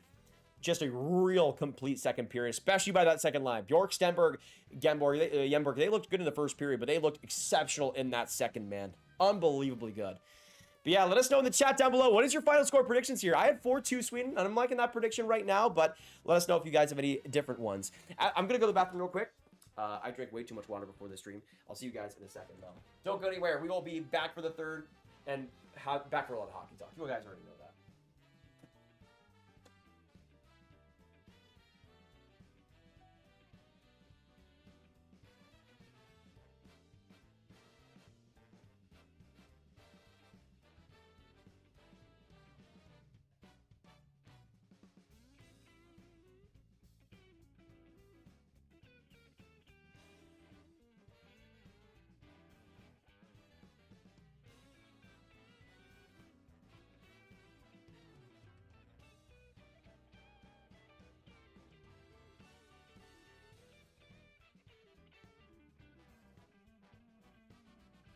Probably TMI, but I was holding that in for like 10 minutes. I was waiting for the second period to end like 10 minutes ago. I was like, okay, I'll just wait until the second period ends. And then it got way worse. And got to a situation where it was just really bad. There was too many stoppages. Too many stoppages, man, but we're okay now. Still though. I thought that was pretty I was like holding on for dear life at the end of that second, man. I was like, please keep this game going. Come on, no more whistles. All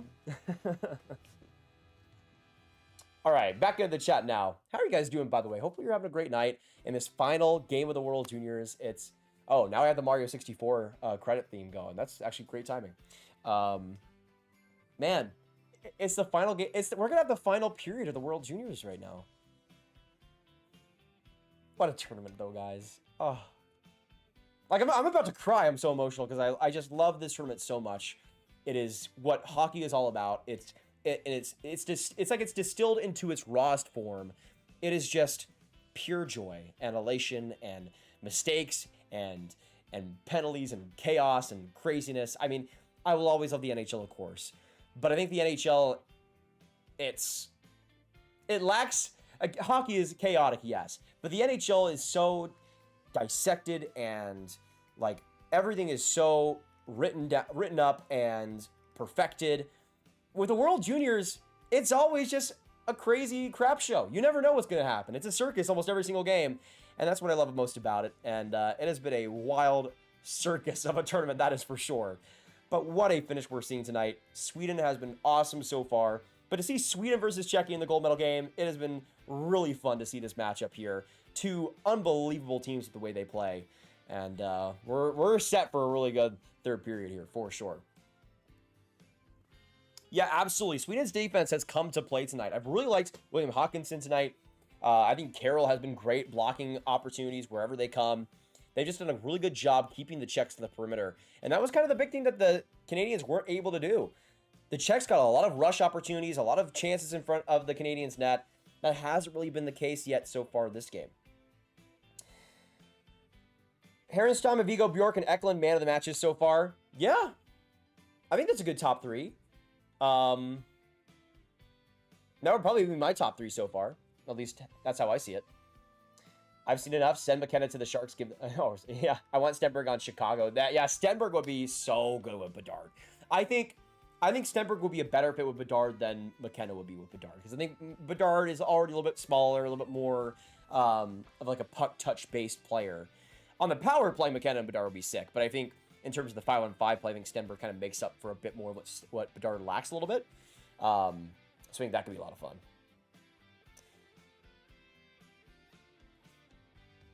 Let's see. I saw a person on Twitter last night say McKenna will be the next Joe Veleno if all the 30th. Yeah, I just...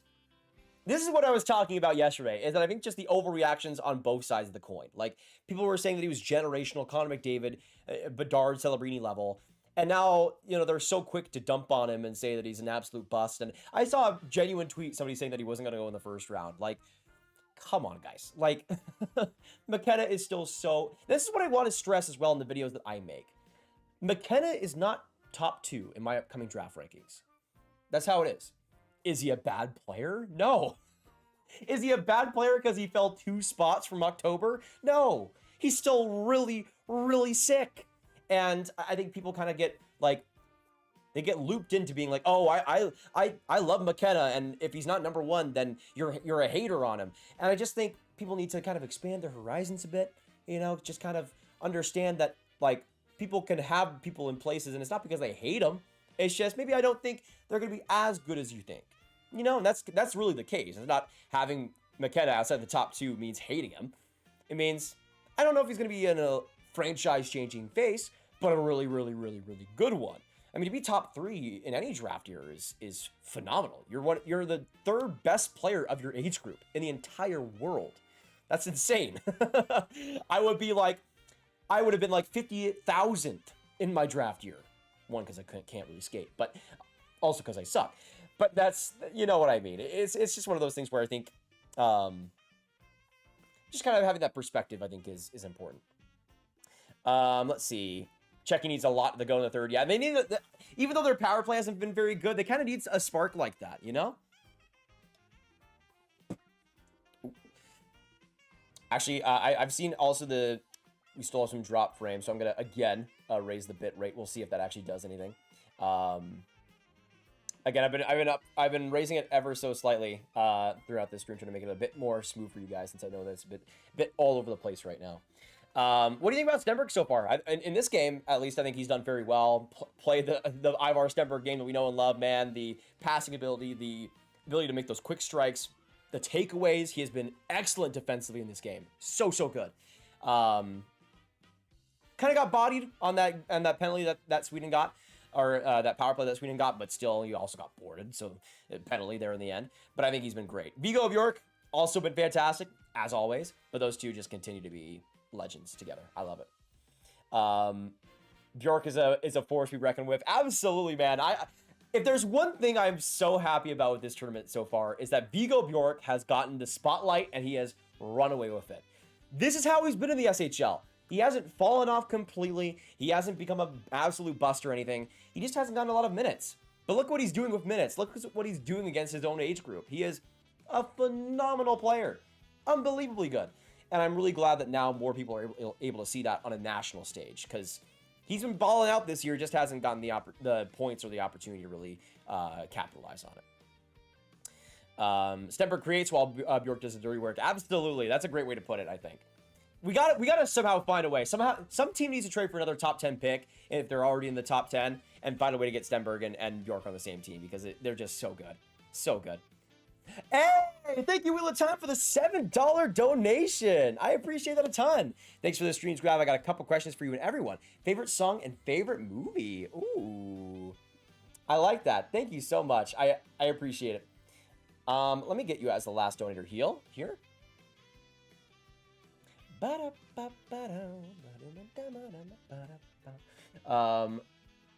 Okay, let me add the H. I forgot to add the H, Wheel of Time. I'm so sorry. I got you now. I got you now, brother. Don't worry. Let's see. Okay.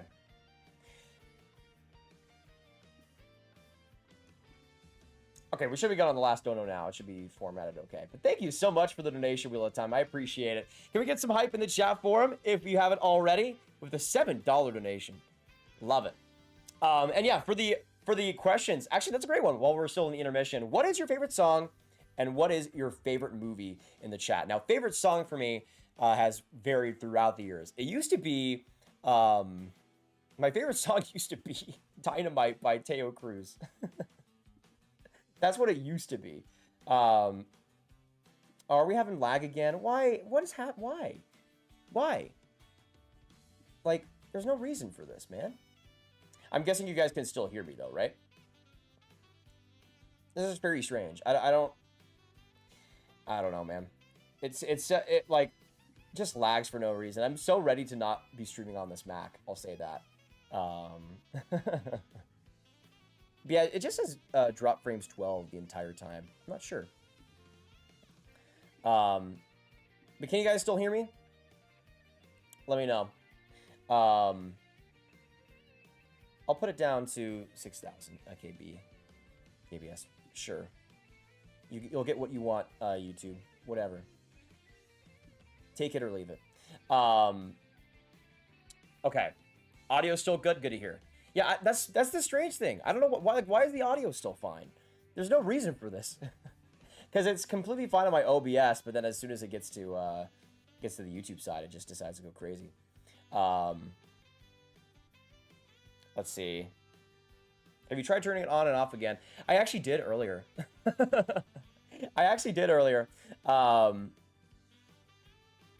Let's see.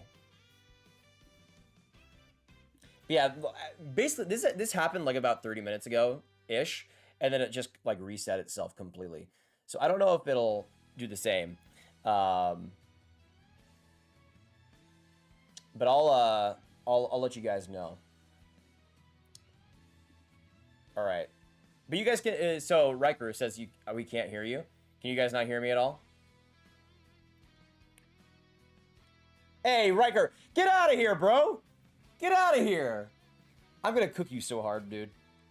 I'm going to say so many bad things about the Sens. You don't even understand, dude. You don't even understand. It's going to be so bad. The hate talk is going to be so bad. You won't even understand. Okay. Looks like it's getting back to a better level now. I don't know why it was going so crazy there for a second, but I think we should be okay now. And you guys can hear me at the very least, so that's good. But as I was saying, for favorite song, I've gone back on this a ton. My favorite song used to be Dynamite by Teo Cruz. Now, it's a bit different. I think for me, I think for me, as of now, if you guys don't know, my favorite band is Coldplay. The old Coldplay. And I think mine will always be Glass of Water. Their Viva La Vida record is still absolutely goated. 10 out of 10. Okay, I think we're good now. It says excellent quality now, so I think we should be okay.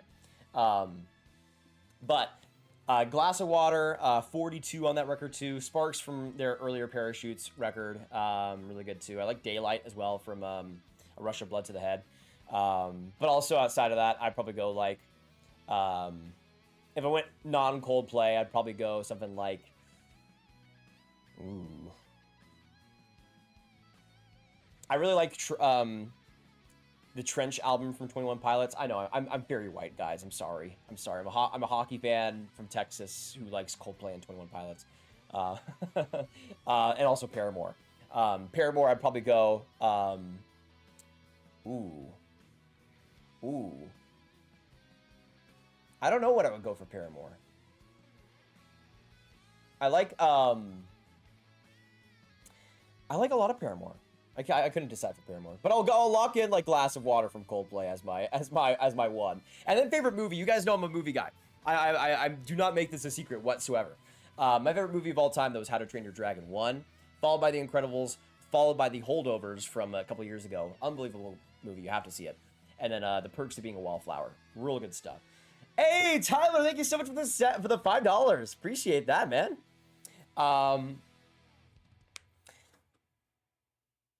Oh, really? Tyler, so, I don't know if it's just me, but in your recent videos, you've been super quiet. And then favorite TV shows. Really? I don't know if it's like a conscious thing.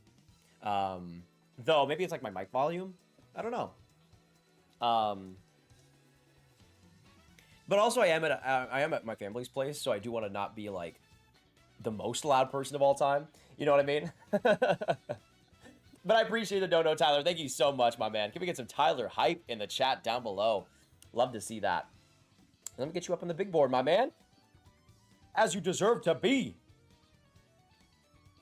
We're just going to put Tyler hype again. Yeah, I did fall for it, Riker, but I will take back everything I've said about Logan Hensler.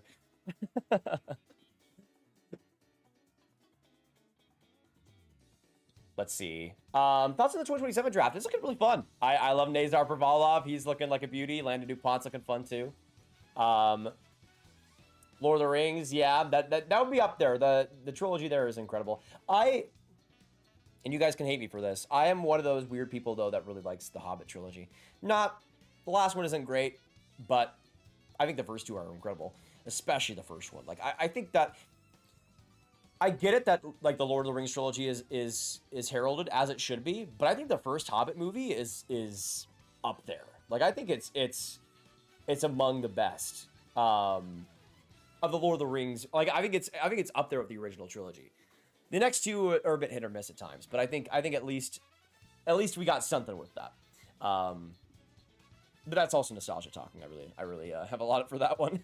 So I'm sure that doesn't really help much in terms of trying to make me unbiased or anything, but still. Mic volume, yeah, that is interesting. I haven't noticed that, but maybe I'll try to fix that. Not sure. Perks being a wallflower. This guy knows ball. You already know I know ball, Smithy. You already know. You know we know we're ballers out here. Come on. But if you do want to see my letterboxd for more horrible movie takes, my letterboxd is literally just the channel name. So if you wanted more, there you go. But if in case you wanted to see the worst takes of all time, I listen to a lot of artists, but I think I pick a song. I'll probably do something from Linkin Park. Fair. They've had some bangers over the many years. What are your thoughts on the 2069 draft? Not as good as 6-7. I will say that. Have you ever been to any of the Scandinavian countries? Unfortunately not, Andrew. I have never been out of North America. I've traveled a lot between Canada, the US, and Mexico, but I've never been outside of North America, which I plan to at some point, but also I'm an NHL YouTuber. I don't make a lot of money. And even though I really love travel, I also like, having money, like a couple of dollars at least. And traveling to Europe as an American, it's crazy. Obviously depends on the place though. But I would love to go to I would love to go to like Scotland, where a lot of my family's from. Germany, same deal there. Anywhere else, but I've been fairly limited in that regard. I would love to go to Italy, Minka. You don't even understand. I would adore to go to Italy. I would just go there for the food, legitimately. Obviously, the rest of the country is pretty sweet, but I would just go for the food, genuinely. Though the thing is, like, I've never had actual Italian food from Italy, because even though I can get by with pizza and pasta here myself, especially homemade stuff from the pasta side, not having the real stuff is a blight on my life so far. So I will definitely do that at some point. But we are now live here for the third period between the Swedes and the Czechs in the gold medal game. The Swedes with 2 up on the board, and the Czechs looking at a goose egg here as they look to get back in this one. But it all starts early in this period here for the Czechs as they command the puck early.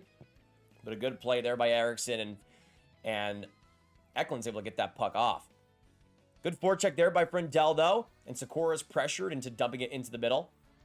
Now back for Fleecegerald, and he'll shoot it into the Swedish end, where Härenstam will collect it. Good work there by the Swedish forechecking. Nice job putting pressure on. Now Bjork across for Yenberg. Not able to collect that pass, though, and back down the ice. Coming up now. Good work by Karan. Pressured off by Viggo Bjork. Now back to the point for Murka. For Politin to Galvis. Looking for the shot. That one blocked in front. Good play by Bumedine. But Galvis gets to it first. Another shot there. Loose puck. Härenstam the save. Now behind the net.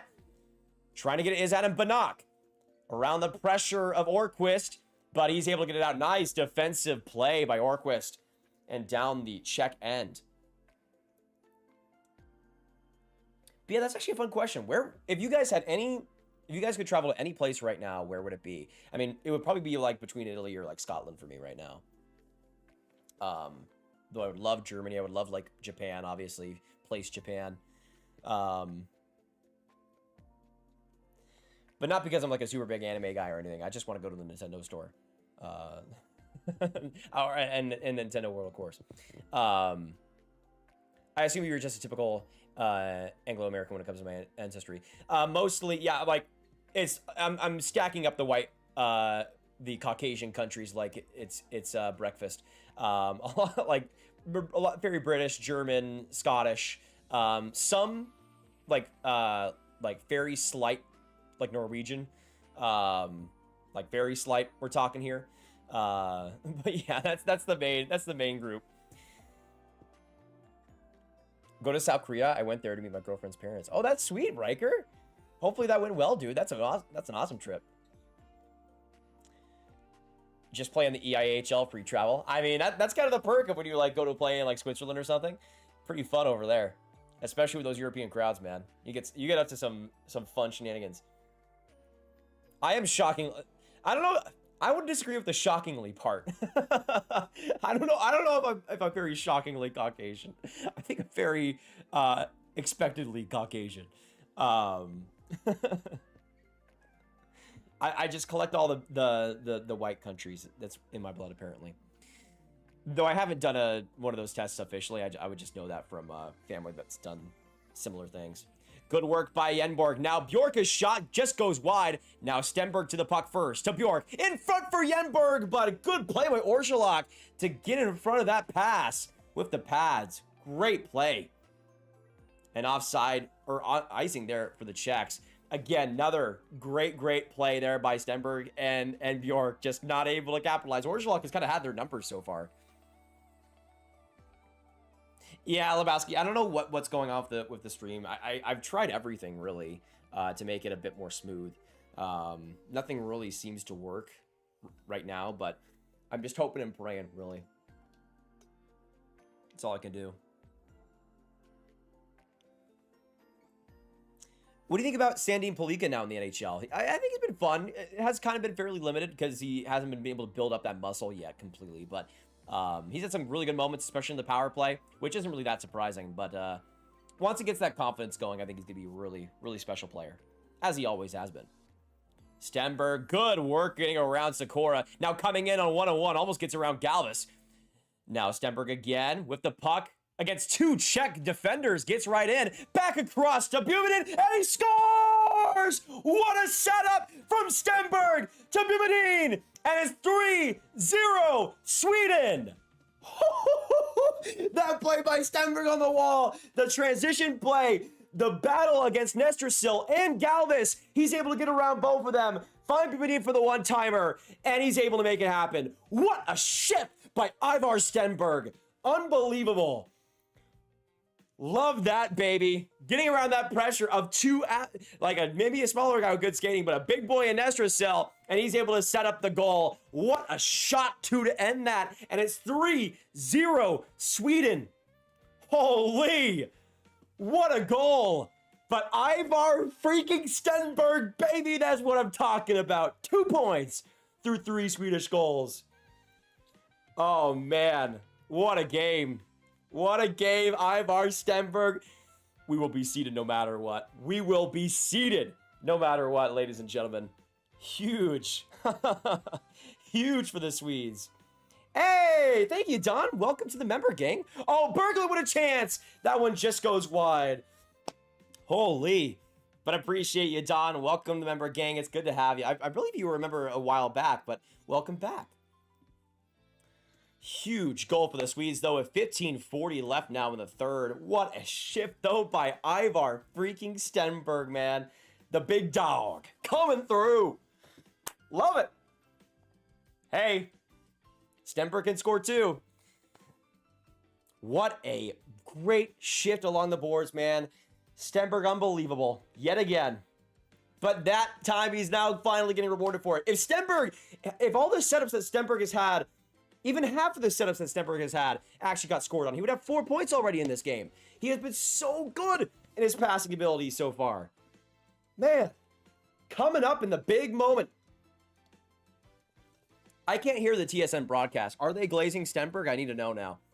I'm sorry, guys. I'm just becoming the #1 Stenberg fan at this point. I'm not hiding it anymore. He's just sick. He's just sick. I love this man. I love this man. He's so sick. Oh. In the gold medal game, by the way, something that McKenna could never. I'm taking this bit way too far, but I think it is funny. Hey, I'm just saying, as an American, if I can hang on a Canadian top pick, I'll do it no matter what. I'm also kidding, by the way. Jeez. But I know that's the funny thing. I've gotten called biased for Americans in my rankings before, but it could not be further from the case. I typically do not like Americans that much. Oh, boy. Penalty coming up here against Sweden. A big chance for the Czechs to get back in this game. Linus Eriksson taking down Novotny for the penalty here. Intriguing. Man.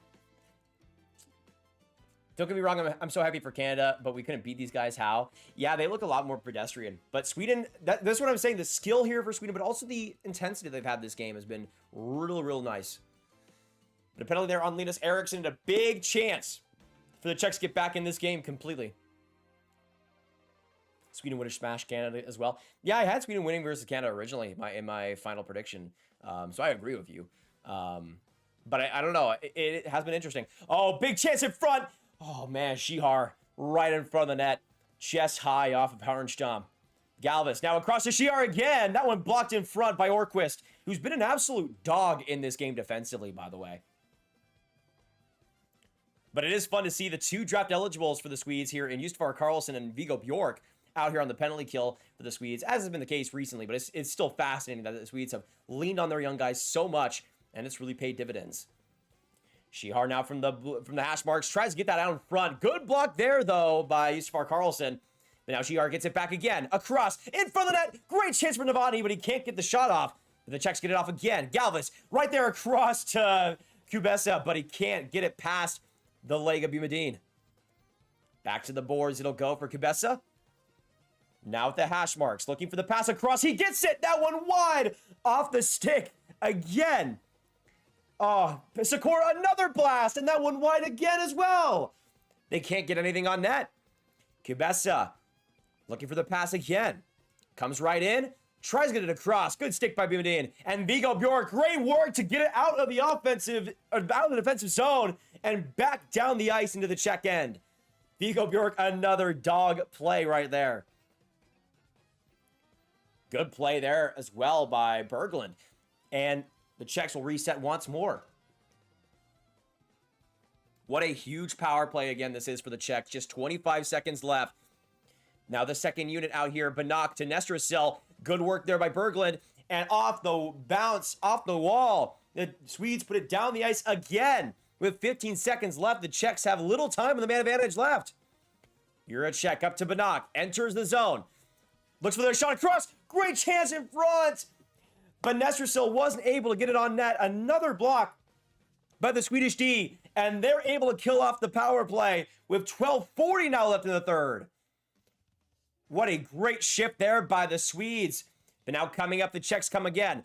Right there, Banach across the ice. Swerving defensive play. Great chance. Another opportunity, but Stenberg's able to get it out of pressure. Good work there to get it back into the Czech end. Oh, man. M plane. Czechs show up and play their best game of the tourney against Canada, and they clearly turf in the final. Yeah, man. Brutal go of it for the Canadians so far. But still some time left for the Czechs to get back in this game. But that kill is massive for the Swedes. The way Sweden is playing, I don't think Team Canada would have had much of a chance to win gold. Yeah, their defense has been unbelievable in this game. Their D had been a little bit of an inconsistency this game. Stenberg, great work as a dog. Almost gets the... Oh, man. He's so good. Dude, imagine if Gavin McKenna went to the offensive zone, almost stripped two guys from the puck. He wasn't able to make it happen. But imagine if Gavin McKenna did that. I have never seen Gavin McKenna come close to doing that. I'm just saying. I'm just saying stuff. And you don't get mad at me. I'm just saying things. Oh, what a hit by Krantz on Dravecky. But again, it's just the work that Stenberg puts in. That's why I've always been so confident on him. It's not just the skill. It's not just the sharp passing and playmaking. It's how he puts everything into this game.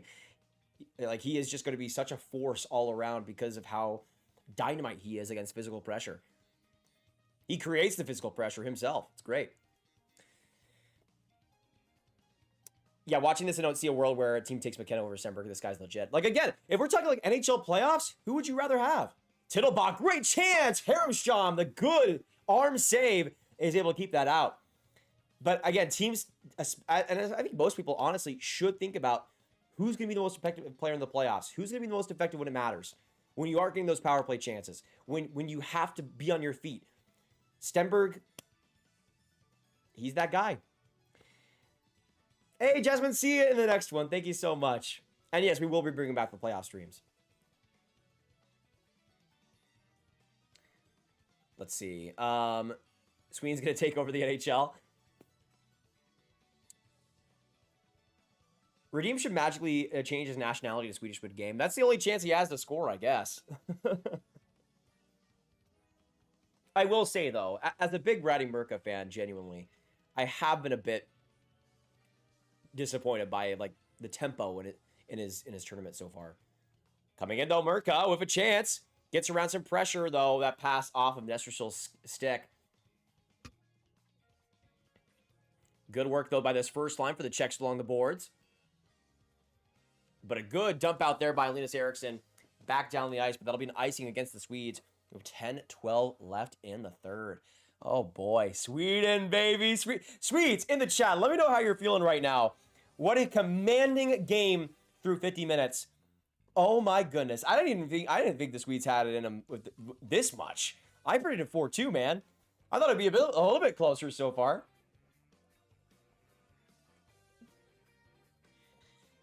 Oh, boy. Hawkinson, good work with his skating, getting around Nestrasil. He'll find Eklund for the outlet pass, and right up the middle it'll go. Eklund looking for an option. Passes it around the boards. He'll find Stenberg, who now gets it to the point for Frey. Down the boards it'll go to Solino Lanius, but pinched there at the wrong time by the Sharks D, and the Czechs will get it into the Swedish end. Frey, really good deceptive move there. Finds streaking Yenborg. He'll try to get around Fleecegerald, and he does. Genberg closing in, gets that loose puck to Bjork. Now along the boards, Bjork goes across to Stenberg behind the net. Stenberg takes it around the pressure of Juracek. I mean, big boy on him, but he's still able to get that puck across. Now Bjork again for Stenberg behind the net. Stenberg in front of the net. Oh, man. Almost had his guy coming through in Jenberg for the tip. Just wasn't there in time. Huron pressure. Good work by Stenberg. Now Juracek has to sky it out of the zone because of the pressure by Viggo Bjork and Ivar Stenberg, man. Unbelievable.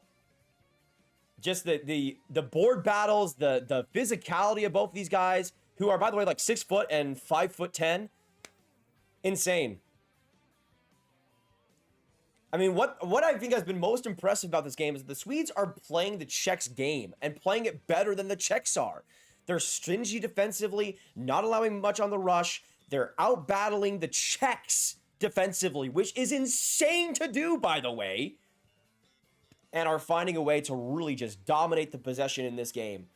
Playing exactly how I thought they could heading into this tournament. Oh. Now, of course, still 8 minutes to go in this third. Oh, good save there by Herrenstrom, lunging out for the save.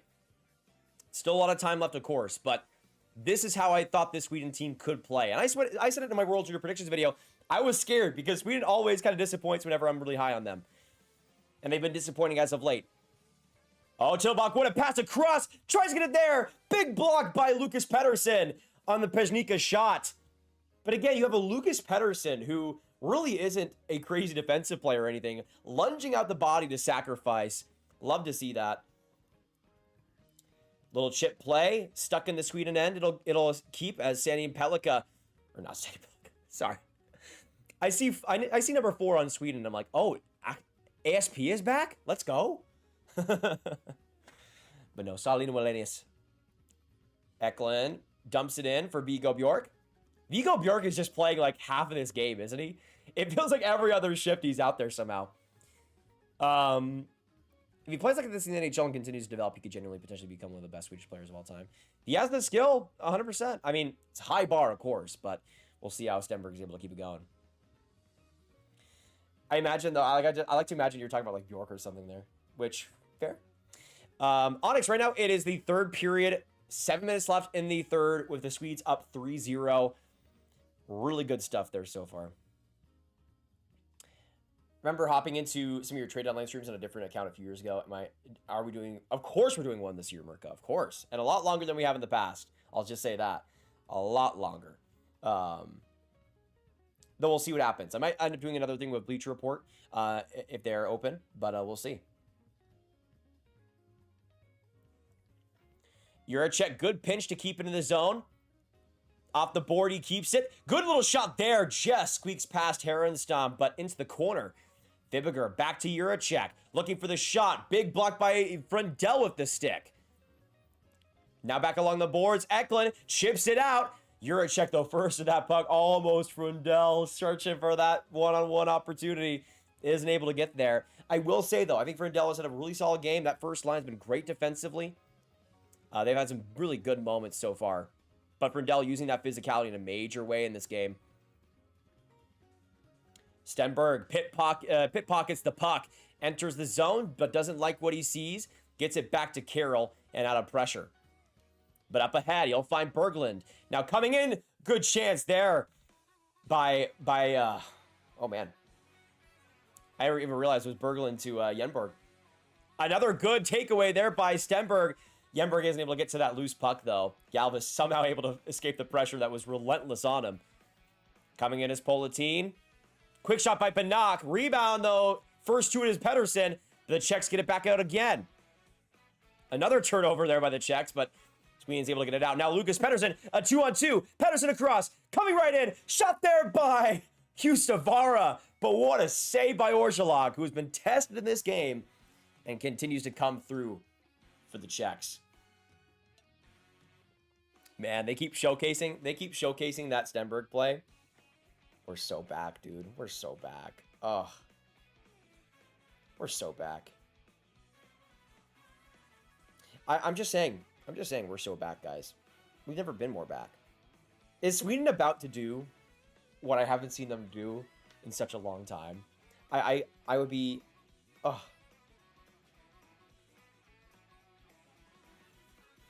I would be so happy. I would be so happy for the Swedes, because it's been such a long time since they've been able to say they've gotten it done. Actually, let me know, because I can't remember the specific year. When was the last time that Sweden won gold at this tourney? What, wasn't it like 2011, 2012? Am I going crazy? Worst full-time player in the NHL currently. I know M-Bum hates Barclay Goodrow. It's definitely not Goodrow as the worst. Worst right now. It's somebody you haven't heard of. That's who the worst player in the NHL is. But like worst full-time guy. I mean Ryan Reeves probably. If we're just going on how good they are now, he scored like a really good goal earlier this year, and that's it. Never seen a more dominant World Junior final win. Well, we'll see. Again, still 5 minutes to go, but if they continue like they have during this third period, it'll be a pretty dominating win. Okay, they just showed it on the board. 2012 was the last time they won. Okay. So yeah, it's been a while, and hey, I was 9 the last time the Swedes won the gold medal at this tourney. In the offensive zone for Sweden, big face-off win, but just able to get to it first was Politin there. But only dumped out into the Sweden end. The D connecting here. Frey off the wall. He'll find Eklund first. This first line, they haven't really been dominant offensively, but my goodness, they have strangled the game on the defensive end. We got a trade? What? Are you really, Minka? Like an actual one?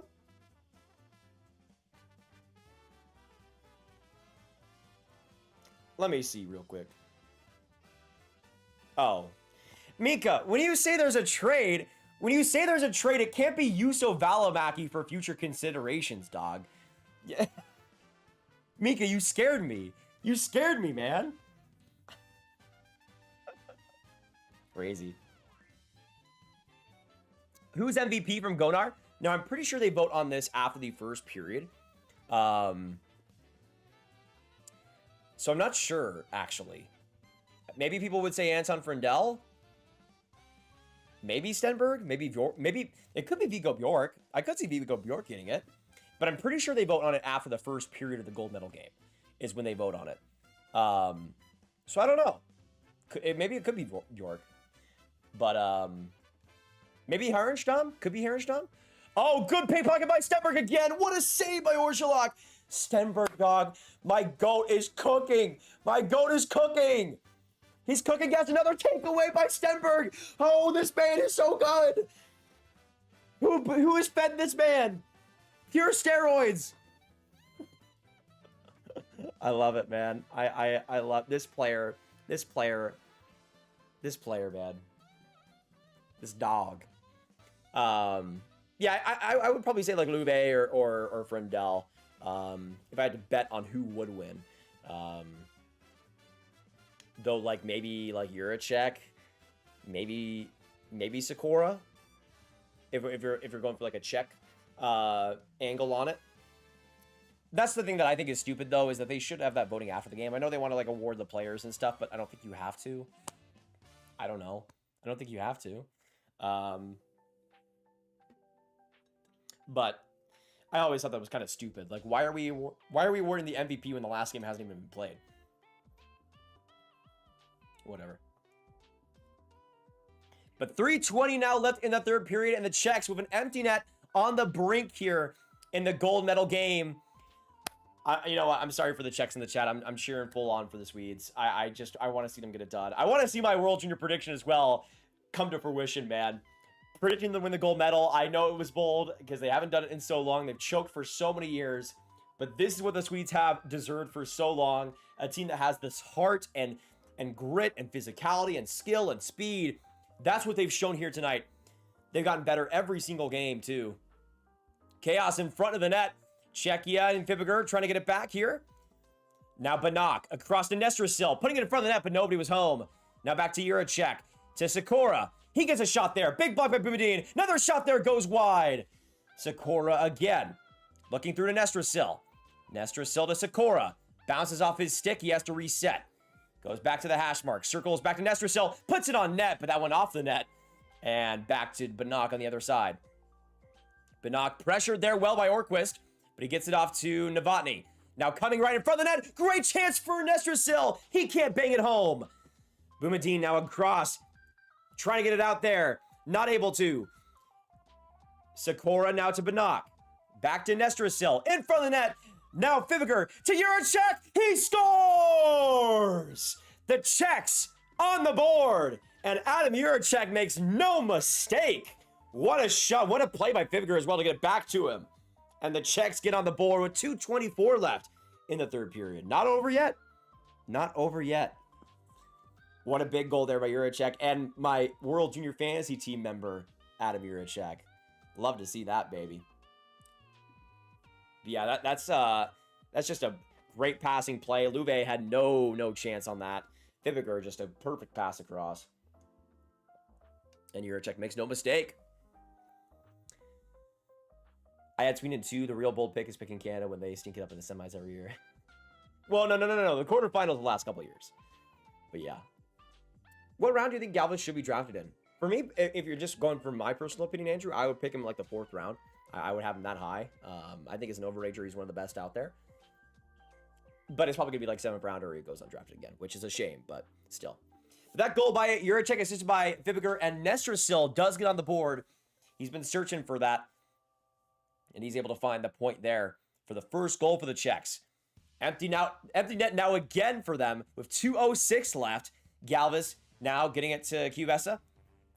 Now in deep for Curon. Curon just able to find Galvis at the point. He gets it across to Cubesa. Now to Galvis again. Galvis across. Great play there, but just wide off the stick of Curon. Now Cubesa again. Off the boards, back to Galvis. Shot there, ricochets, back in front of the net. Cubesa a shot, big rebound in front of Louvet. Big opportunity, and a big block in front. What a chance. Another opportunity, another chance as well, but Louvet the save. Back to Cubesa. Now, back to the point again. Cubesa, now in the hash marks. Gets it to the point. Cubesa, one-timer. That one goes wide. He gets it back again. 1:20 now left in the third. Dragon's across. Great chance. Big block in front by Sweden. Czechia keeps it in. Cubesa across to Curon. Bubbling puck. Cubesa again. Doesn't go for the shot. Resets there. Puts it in front of the net. Nobody home for the tip in. Galvis tries to keep it in desperately. Czech still holding on here. Curon still able to find it. Galvis now to Curon again. Back to Galvis. In front of Deke. Great stick there by Victor Eklund. And he gets it out of the zone with 50 to go. Czechia will try to reset. Cubesa dumps it in. 45 seconds now left in the third. The Swedes keep it going. Trying to get it out with Saulina Lanius. He gets the puck again. Right in the boards. Big battle there. Czechia able to keep it strong. Juracek now coming in the zone. Now behind the net. In front of the net. Great chance there by Politin. Not able to bring it home. Now another shot there. And they score! 23 seconds to go. And Cubesa gets the Czechs on the board again. Oh no. Oh no. Don't tell me, Sweden. Don't tell me. What a shot there by Cubesa. Another member of the Grav World Junior Fantasy team. The Czechs put it on the board here and are within one with 23 seconds left. 23 seconds now left. The Czechs have come through in big moments. Will they get this tying goal? They gotta win the face-off to start this up. But Sweden now on the brink out of nowhere after pure domination for 55 minutes. The Czechs have stormed right back. We'll see if they're able to get the third, the all-important goal to tie it up. But 23 seconds, they'll have a timeout here, Czechia, to really set things up here. But the Czechs have stormed back in this game, making things interesting. Guys, if you're enjoying the energy, hit that subscribe button. My voice is dead, but show your support if you haven't already. Oh man, we could be in store for an absolute crazy finish here tonight. My goodness. But just poor Herrenstadt, man. Czechia was just laying out shot after shot.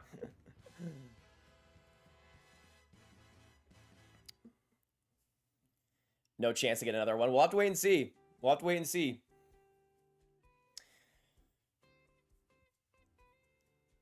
But yeah, timeout here for the Czechs, and we'll see if they're able to capitalize.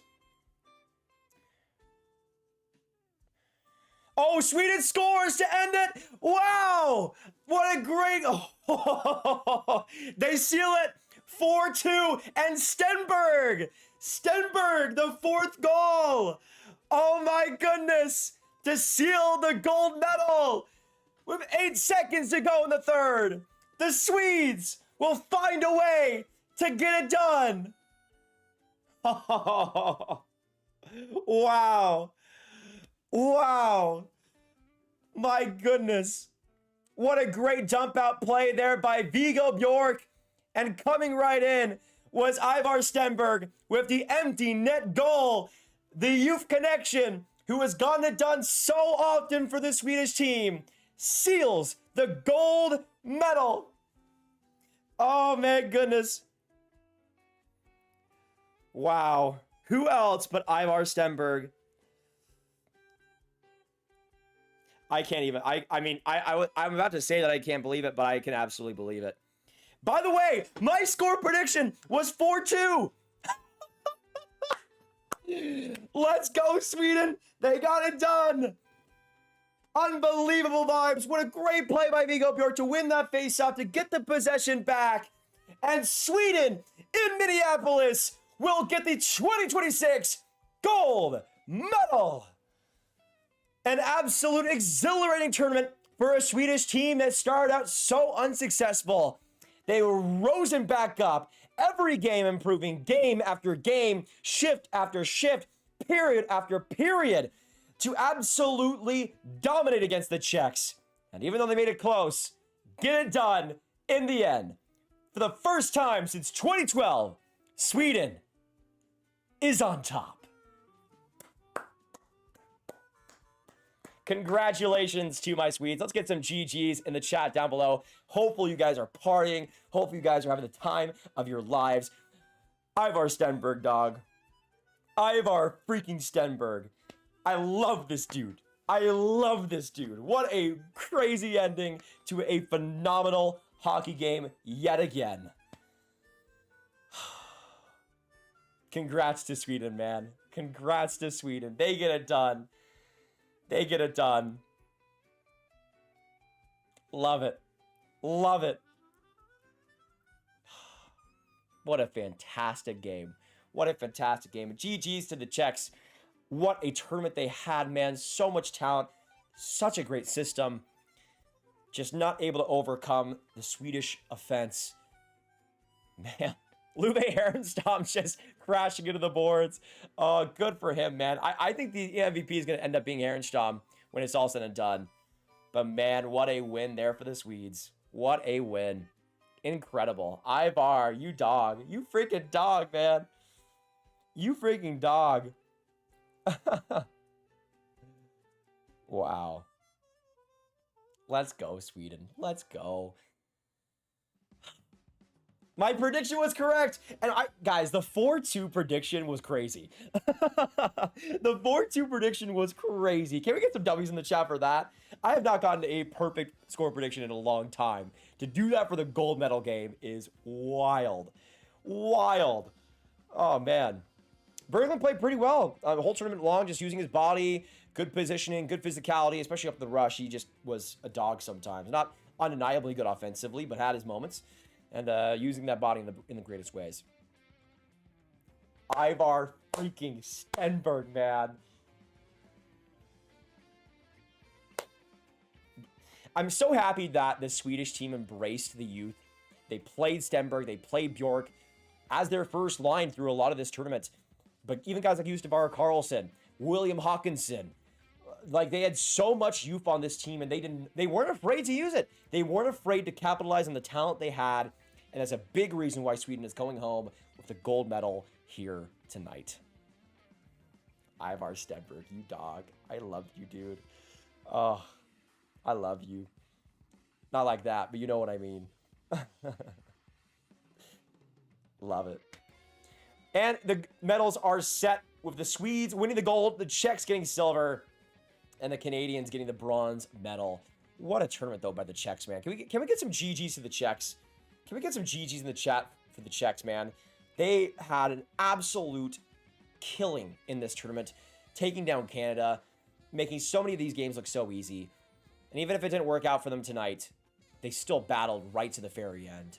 Just an absolute dog of a team with so much talent. And again, use their system so well. Just weren't able to find the way to get that gold in the end. Which is sad. But, man, this Czech team should hold their head up high, beating Canada three straight years. Silver medal for them now this year. They're on the up and up. Don't you worry. Very much so. Wow. What a game. What a game. The World Juniors, man. Nothing like it. Truly, truly nothing like it.